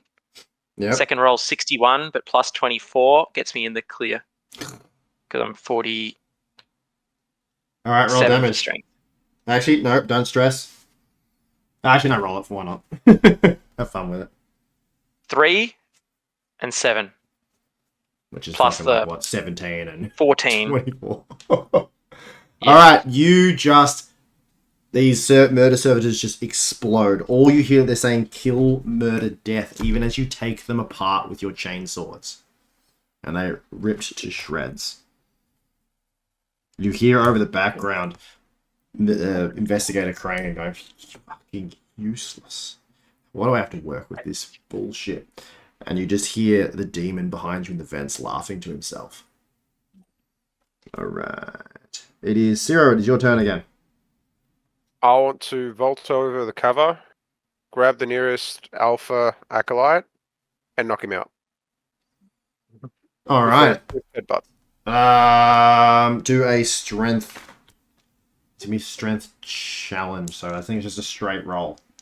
Oh, you get your +4 though for being a Space Marine. Keep going. I'll be back in a sec. Oh, good. I got an 86. I failed. I got like 106.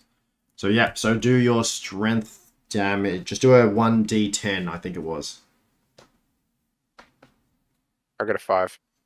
a 5. You know what? I'm gonna say that's enough to knock him out. So the one closest to you is knocked out. Now, since I didn't use much movement, can I drag him towards the vent, or is that about all I can do for now? You can drag him halfway, but he'll be in the open. What if you did like a strength check and threw him towards the vent? Like just either slid him along the ground towards the drop or threw him up into the vent. I like that. Can I do that, Daniel? Absolutely. Make a strength roll. I got 43, which goes down to 23, which goes down to 19. Absolutely. You fucking fling this Alpha Acolyte and it lands under the vent. Okay. 13. So he's going to be replay. Alright, so he just flings out underneath that. And then I shout, "Take him, demon." You hear the lights start to flicker. You say, "Thank you." You hear this "thank you," and the lights start to flicker. The room starts to shake a bit. Investigator Crane's like, "Oh, for fuck's sake, another useless demon I have to kill." And as you see this like sort of mist come down from the vent and shake the body, and it stands back up. This time pointing his gun towards Investigator Crane. And it's actually his turn, so I'm going to make a roll for that. Nice. I got 18. Is shooting at Investigator Crane. So it's a strong one. It's 3. 1d. I'm just going to roll. Investigator. So as he shoots. Where's Investigator Crane? Laz is 1d10 plus 3, 5. So you notice that this time when he shoots, the Laz pistol bolt goes through the shield. It goes through the shield. The shield is not destroyed, but it hits Investigator Crane's armor and just deflects off. But he looks at you in a bit of shock that this bullet has got through his shield. All right. Then it is Castella, your turn. Cool. Once again, I'm going to aim for a Doom Bolt at Crane. Yep. So it needs to be under perception. So 43, which will hit. All right, excellent. Let me see. Yep, roll for damage. As your Doom Bolt slots through the shield as well. Investigator Crane cannot believe it's luck. He's very unhappy, and how much damage do you do? Oh, fuck, I'm not happy either. I only do 5 damage. Does it have any penetration? 5 damage with 8 penetration. All right, so your 5 damage goes through and hits Investigator Crane. Yep, cool. And he is unimpressed. He takes it in the shoulder and he's like, "I'm coming for you." Oh god. Should I hit him again? Yes. Other half. I reckon. All Yeah. right. All right. I'll go for I've hit him with 1. I'm gonna hit him. Go for the second. That's a 96. That does not. You just I got look at the. scared after he said he's coming for me, so I just. He's like, Whipped it. you look at the fury that is Investigator Crane as you fire your bolt, your doom bolt, and you just see you freeze up a little bit and it goes wide. All right, who's 3? The last 2. So one's gonna shoot at Zero. Gonna miss. The other one's gonna shoot at Zero too. I think fuck it finally hit. So it's shooting at Zero. 1d10 plus 5, penetrating 2. 13. How much armor do you have? I've got 8. So 6. So you take 6 damage. No. 7 damage. 7 damage. Okay. Excellent. Number 4, Investigator Crane is going to move up now. He's angry. He's jumped down, used half his movement. He couldn't do it. So he's going to come right up to, he's stare down. You can see, he's so close. You can see his scarred face. He's walked right up to Barbaroth, staring him right in the face. Because he believes he is invincible here. You can see over the 200 years, the warp has changed him a little bit. He's just going to stare up at you and go, today is your last day. He's going to do his 2-weapon wielding move. Actually, no, we can't do that. You can do that next turn. This one, he's going to use his power sword. He's going to swing his power sword, which would be... I'm guessing it's going to be one of your weapons. He rolled a fucking 96. Useless. Oh, mate. So he's just going to sit there and stare there. He's like, you're lucky this round. Can I go for a sequel and just give the double bird like Homer Simpson? You definitely can. Bit? 5's dead. 6 is Barbaros. Your turn. Do I know if my chainsaws will go through his shield? You don't. One way to find out, I guess. We're going to double swing at Crane. Excellent. So it's plus 24, is it? So roll for your first swing. 47. Second swing, 42. So both are going to hit. So both swings go straight for Investigator Crane, and he's just standing there staring at you as both are deflected by his shield. They just bounce off, and he's just staring at you without even blinking. There was no flinch. There was no movement. He watched this giant, towering Space Marine swing both his axes at him, didn't even flinch as they both deflected off his shield. It is now... Zero, your turn. I'd like to hop behind cover. Yep. And then with my remaining movement, I want to take 1 pistol shot at Crane. Yep. Take a shot. Let's have a look. Oh, that's not good. That's a 98. That's always confident. That misses wide, unfortunately. Alright. Castala, your turn. Alright, once again, I'm going to aim at the big man himself. Rain. Oh, 79, so that misses. Yep. I'll go for it again with a 67. I actually think I'm going to use an infamy. Ooh, nice. To re-roll it? So roll. Yep, roll Nice. again. And yeah, what is it? Willpower test. 51, but I get that 5 bonus, which drops it down to Ooh. 46, which is a hit. Perfect. Let's see if it actually does hit. It does. This one will hit. Oh, Roll damage. thank goodness. All right, let's go. All right, plus 4. So 9 plus 4, 13 with 8 penetration. Ooh. So as Investigator Crane is staring down Barbaroth, he doesn't see or react to the fact that you from behind shoot this doom bolt.